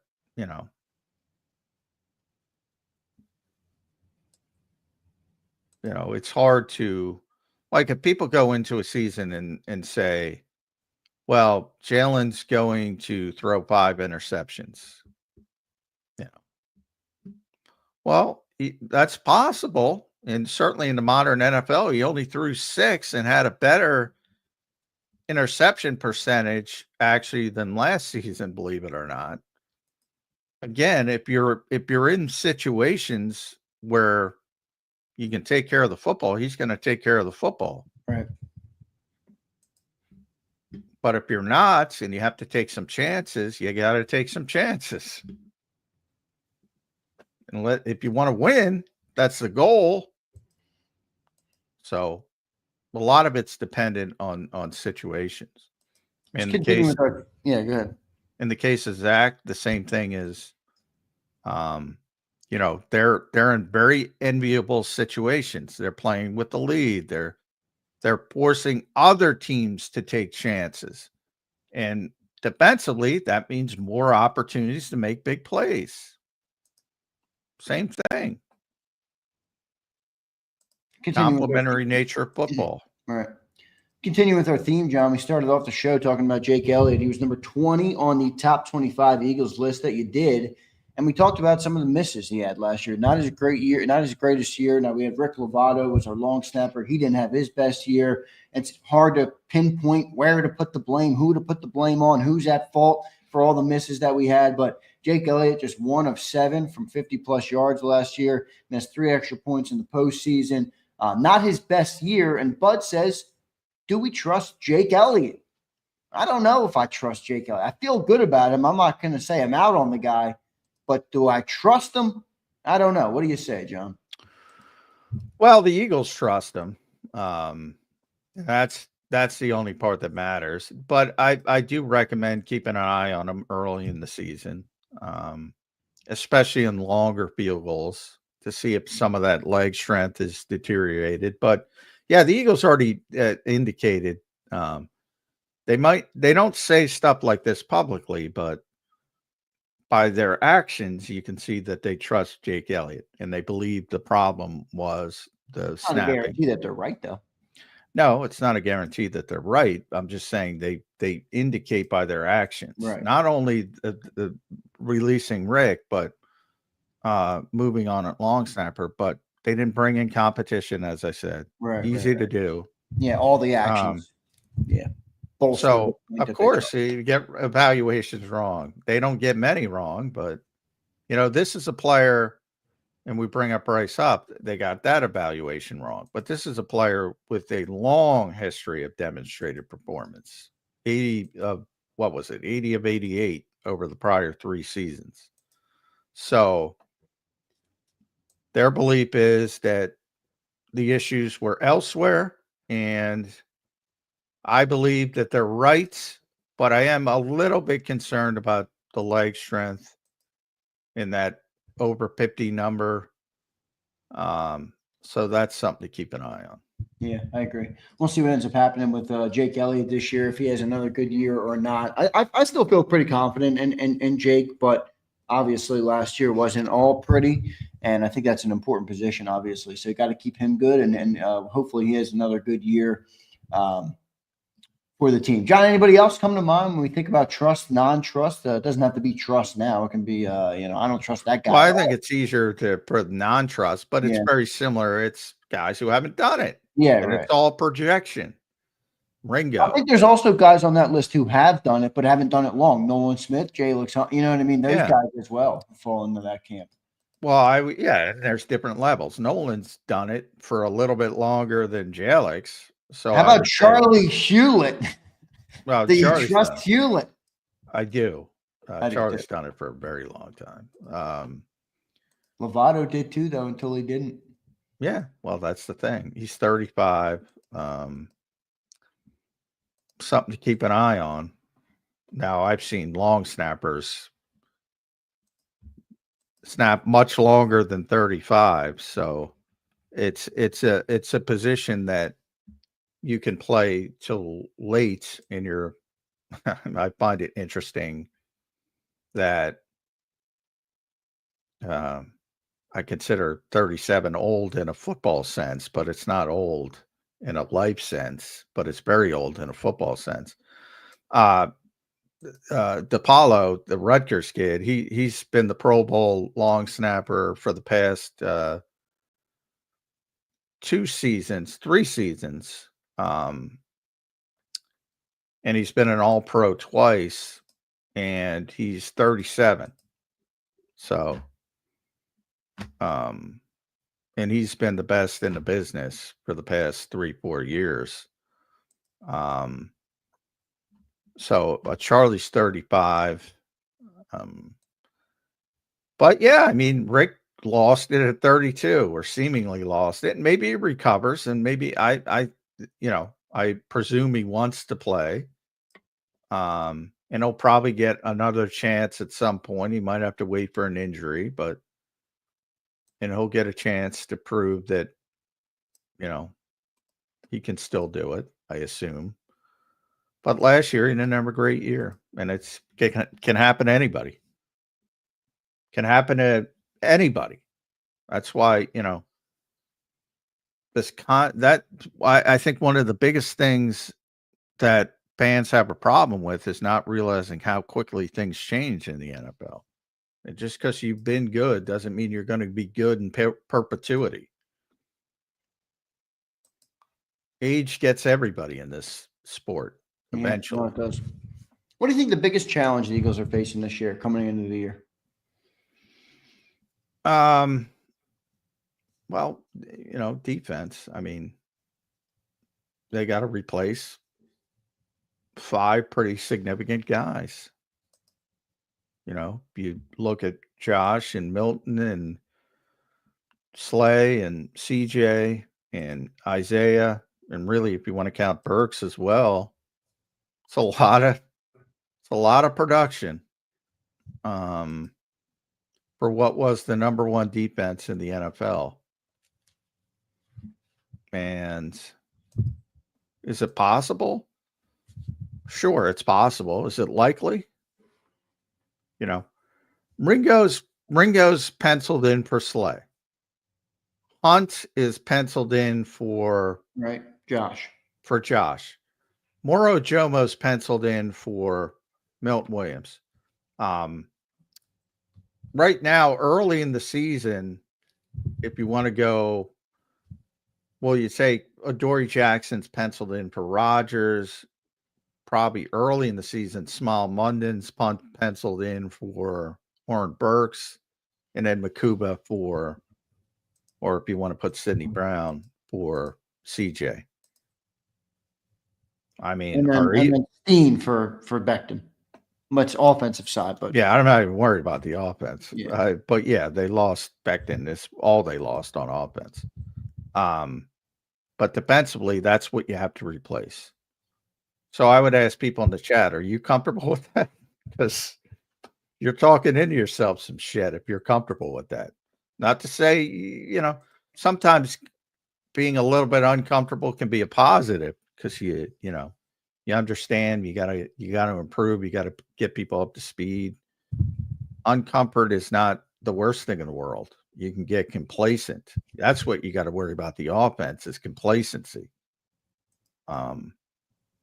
Defensively, that's a shitload of guys. And I don't think it's going to work out as well as people think it's going to work out. You trust Jalix or Moro Jomo more? Moro.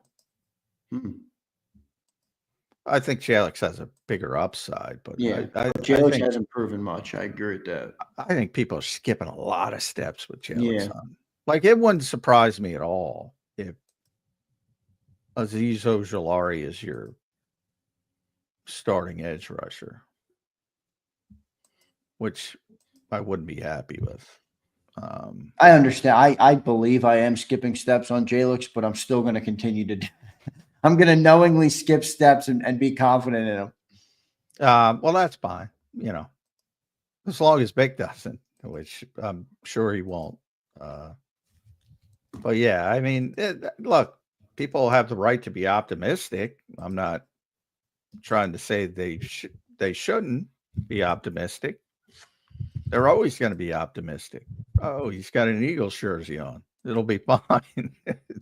Well, you've seen over the years, there's a different level of player with Eagles jerseys on. And, I didn't even bring up EG because he retired, but you got to replace him as well. So, yeah. People want an explanation for what you mean skipping steps is. Gary says, explain skipping steps, please.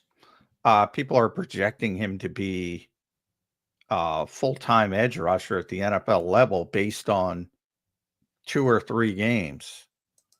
That's skipping steps in an NFL personnel standpoint. You don't just presume that you're getting the same level of production from a guy with Jalen Hunt's resume than Josh Sweat, who's been doing it for how many years at a high level. That's kind of pie in the sky, don't you think? I do, but I'm just answering the question. I agree with you. I mean, I think we're skipping some steps. Again, I'm confident, so I'm willing to skip steps as a fan and just say, yeah, I don't have any control over it, and I believe he's going to be a good player. But I understand that he's not a proven player. Yeah, I mean, to presume that he's going to be Josh Sweat, or even Morrow's going to be Milton Williams. Yeah, that's probably not going to happen. Now, How could good they was be Josh Sweat last year that we think he's irreplaceable though? who? Josh Sweat. I don't think I didn't say he was irreplaceable. Everybody's replaceable. Yeah, it's true. Jalen Carter's replaceable. The question is, Yeah, how good's the replacement? yeah, there's nobody who's not replaceable. I do think for whatever reason, Josh was a little bit underrated in Philadelphia for whatever reason.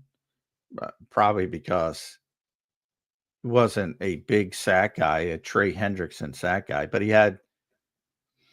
Josh took over in 2021, which, again, 7, that's when he became a starter. By the way, after 3 seasons of learning behind some really great players. 7.5 sacks, 11 sacks, 6.5, 8. Great 3-down player, can set the edge. So good all around player. 7 forced fumbles. I don't know what's not to like about Josh Sweat, but other than he's not a superstar. And then you talk about the playoffs. He produced in the playoffs. We know about the Super Bowl. Arguably should have been the Super Bowl MVP. 2.5 sacks last year, a sack in 2023, and they only had 1 game, 1.5 sack. Guy's ultra productive. I don't know. For some reason, because you think about it from the standpoint of how excited people are about Alex. Like, and they didn't have that feeling about Josh, and he's like doing it every week for 4 years. It's weird. True. That's all. From my standpoint, it's very weird. But it's the old door number 3. You don't know what's behind it is more exciting than, maybe a B level player, not an A plus. Maybe he'll be the A plus level player instead of the good rock solid player you already have. But that's from just a pure football standpoint. I get why the Eagles let him go, because he's now he's being paid like he's an A level player. So I don't fault the Eagles for letting him go, but I think it's silly to think they're going to get the same production from a guy, who was a project when he came in and showed some signs over 343 snaps. That's skipping steps. Yeah, I hear you. I'm confident in him. We'll see what all happens this year. Johnny Mac, a couple minutes left in the show tonight or today. NBA draft tonight, Johnny Mac. We'll close it out with a little bit of that. I love what you've been saying. Whatever the right decision is, the Sixers will not make it. Yeah. They're, as usual, Sixers luck. It's a real thing. There's probably 2 really, really star players in this draft, and they're picking third. Typical with the Sixers. The guy doesn't want to play for him for whatever reason. Yeah, what do you make of that dude? I mean, Ace Bailey seems like he's a head case. Yeah, I want no part of him. I'll tell you this. Evidently, people in the NBA think that he wants to play in Washington, which is a red flag to me. Who wants to play in Washington? The Wizards have been a disaster even more than the Sixers. But I guess the standpoint from his is he'll get a chance to be a star there, where he'll have to be a role player in Philadelphia. I don't want any part of that kid. Any part, if that's the way he thinks. Any part. So his shenanigans have convinced me not to take him. I don't know if it'll convince the Sixers. But I think Oklahoma City, Indiana, the Sixers are stuck in the mud. They're always stuck in the mud. They're still trying to build around Joel Embiid. It's like, are you effing kidding me at this point? Like, what does that guy have to do? I'm not criticizing his talent. I think people get conflated. Obviously, he is one of the most gifted big men of all time. He's got a bunch of injury issues. Do you think they're magically going to stop at this stage of his career? And when he does get injured, he doesn't keep himself in shape. He's not a leader.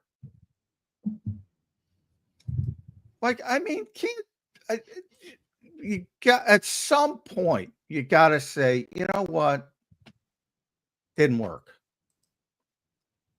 And they're still going to try to build around him. He's probably going to get hurt. Then you got another old guy who's going to get hurt. And look at the two teams that were just in the finals.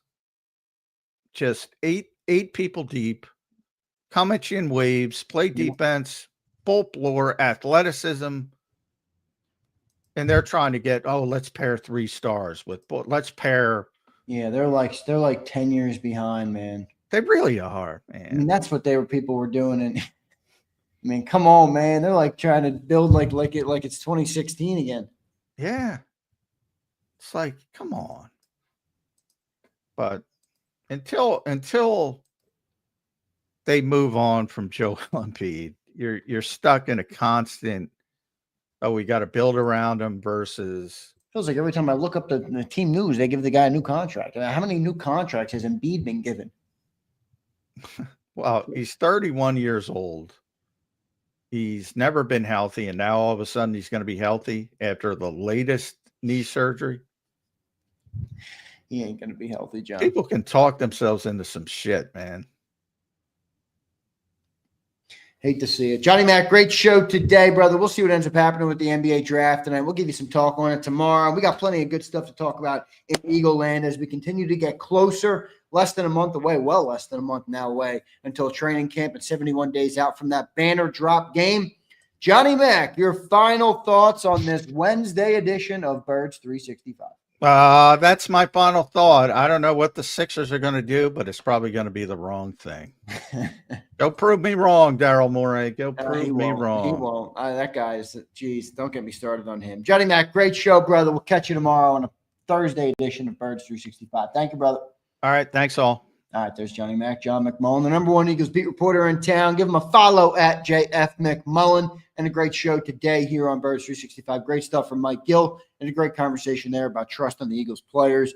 John didn't want to reveal his hand too much because, it's basically the top 10 guys that he'll have. So good conversation, though. Appreciate everybody for being here in the chat. Good to see all you guys. Bud, what's going on, brother? Dominique, good to see you in here. Dominique, Steve Ike, Sonny Buckets. It's Philly 444 Slagger. What's up, Slagger? Good to see you, brother. Kimberly is in here. Jason A-Team's in here. Twiz the Jigga. Tim M. Kimberly Sarico. Bonnie Bear. Yosh. Gary Troxler. What's up, Gary? Gary, I love the 2 R's in the Gary. It's a great way to spell Gary. Gary Cobb does that. He was the first person I saw do that. And now you do that. I didn't notice that you did that, but I like the 2 R's. I like both. I like 1 R too, but good 2 R's is cool. It's unique.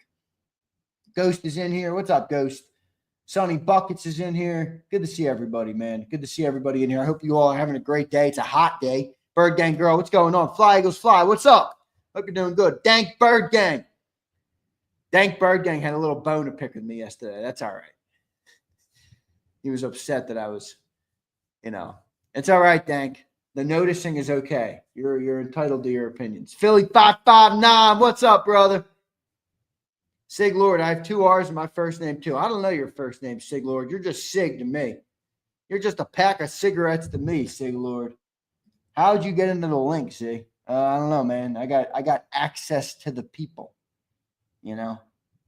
Broadcasting live from Lincoln Financial Field. Nobody does. You're just a pack of wood. What do you like? What kind of cigs do you like? American Spirit? You like a Marlboro 27? You a Newport guy? What do you like? All right, what do you think, Sig Lord? Huh? What's your pack of choice? Huh? Let's see what he says. Bud says, last time the Sixers had the third pick, they traded up to 1 for Markelle Fultz. Yeah, and then Jason Tatum was proceeded to be selected after him. Yeah. Can't go wrong with a pack of Cools. Marlboro Mento, there you go. Better than Newports. Marlboro with 4 R's, there you go. All right, Sig Lord. I probably could have guessed that. Is that the one you like pop the thing in the filter? Sig Lord. Is that the one where you pop the thing in the filter? Camel 99. What's the one where you pop the thing? Camel Crushes? Is that the Camel Crush? Yeah, Camel Crushes. There you go. All right, that's not the ones you're doing, but the Camel Crushes. I remember them from back in college. We need to draft Bailey. Why, Jason? Guy seems like a total head case. You want that guy on your team for? What is he going to do, Jason? Really? What's it, Jason? What is he going to do for the Sixers? He didn't even get Rutgers into the damn tournament. What is he going to do for the Philadelphia 76ers?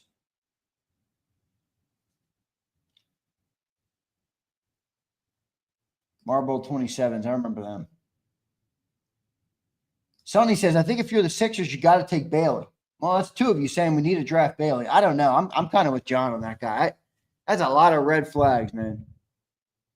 That's a lot of red flags.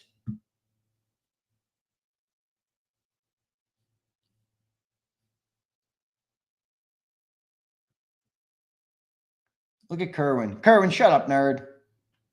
I'm a Reed hater. No, I'm not. You're a Reed fanboy. You can't get out of your own way and analyze the truth. You nerd. I'm still waiting for an answer on why we want Ace Bailey. I like VJ Edgecombe. Dank, don't tell Brian Pumper that. Where's Brian Pumper? I haven't seen Brian Pumper in here today. Michael Nerdwin is crying about Reed Blankenship still. Like, all right, Nerdwin, why don't you go and buy a Reed jersey then? You guys need full compliance. Xander, you will fully comply with every idea and thought I have about the Eagles, or you're a hater. Shut up, you dork. I literally got the Eagles winning 13 games. I got them being a top 5 defense. I got Jalen being an MVP candidate, and I have them repeating as NFC champs and Super Bowl champ. I mean, I say, is Reed Blankenship as good as we say, and Kerwin's got issues. Kerwin, take a lap, kid. Take a lap. Howie would trade back for 2 future firsts. But you're probably right about that. Not the best top of the draft outside of Cooper Flagg. I know that. What's that other guy that people really like? The number 2 guy. Blanking on his name. Dylan Harper, I think. Let me look that up. Dylan Harper, yeah. Kerwin got a Reed big head. Yeah, he's got the fat head on the wall. C24's got me on the wall, and Kerwin's got Reed Blankenship on the wall. And both of them are a pause. All right, both of them are a pause. I don't know much about Edgecombe, Dank. I don't know much about Edgecombe. I just hear the only thing I know about Edgecombe is that Brian Pumper does not want him, which, hey, maybe is a reason to all the reason you need to take the guy. You know, if Brian Pumper says he's going to stink, he's probably wrong. He's probably going to be a damn good player. So, hey, maybe VJ Edgecombe's the guy. Where did Edgecombe play, though? Edgecombe played where? Baylor? Was he Baylor? I don't know. I've been trying to follow it. You know, I haven't been as close onto the basketball as I would like to be. Harper, yeah, Dylan Harper. He's a pretty good player. I'm all about Sophie Cunningham. Steve, I wonder why. Cooper Flagg's nothing special. Rich, I don't agree. I think Cooper Flagg's going to be a hell of a player. Man. All right, I do. I think Cooper Flagg's going to be really good. I love the way he plays the game. Yeah, Jason, that's so true. That is so true. The NBA draft just does not hit the same anymore. It used to be so fun, so fun.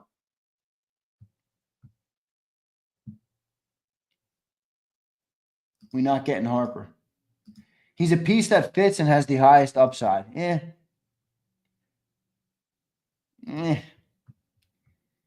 I'm with you. We definitely don't need more guards. I mean, we're like guard city right now, but yeah, we'll see.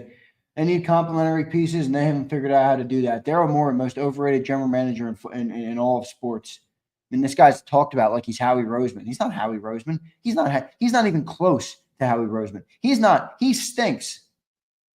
What has he won? Has he won anything of substance, or has he just made a big trade and he won the offseason, or he won the middle of the season, or he won the trade deadline because he acquired a big name, who the big name then proceeded to do nothing for his franchise? I am a Daryl Morey hater. All right. I will admit that. I am a Daryl Morey hater. VJ got bunnies. That's funny. They all do. As they should.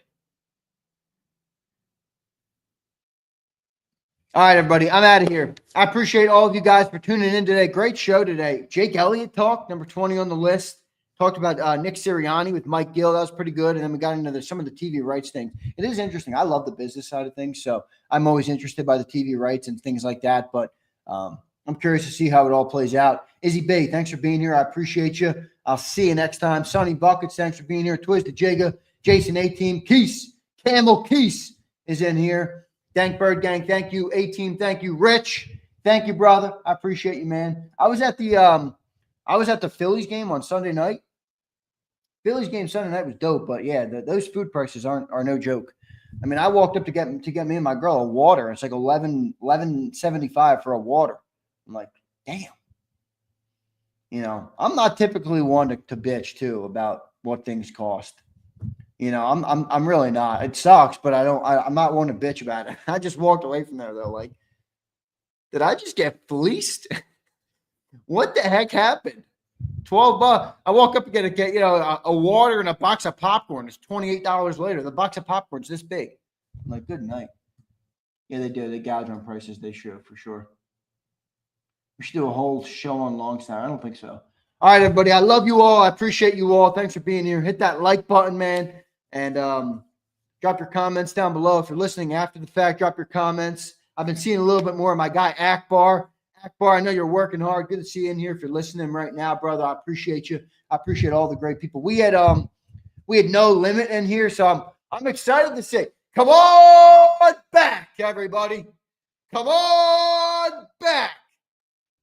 Come on back. The season is upon us. 27 days away? How many days until July 22nd? 28 days until they report for camp. 28 days until they are on the field.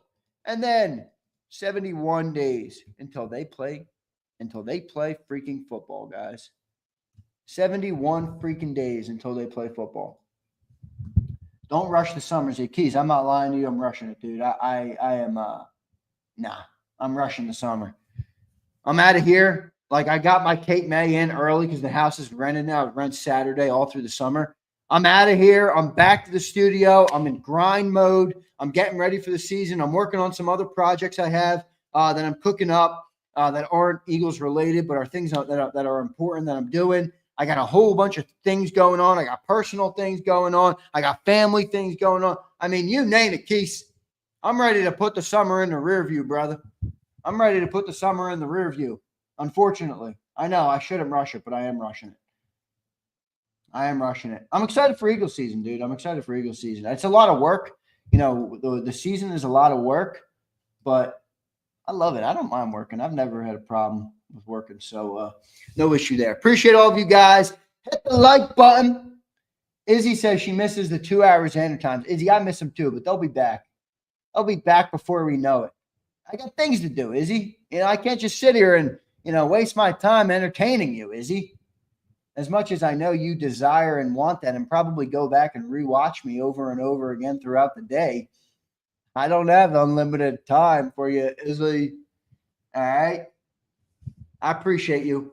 I love all you guys. Izzy, Brian, Fly Eagles, Jason, A-Team. Thanks for being here, everybody. I'll see you next time on Birds 365. You've been listening to Birds 365, the destination for the passionate Eagles football fan who bleeds green.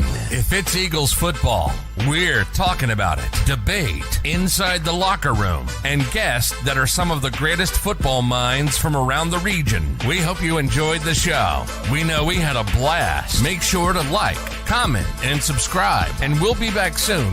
But in the meantime, hook up with us on social media at JAKIB Sports. See you next time on Birds 365.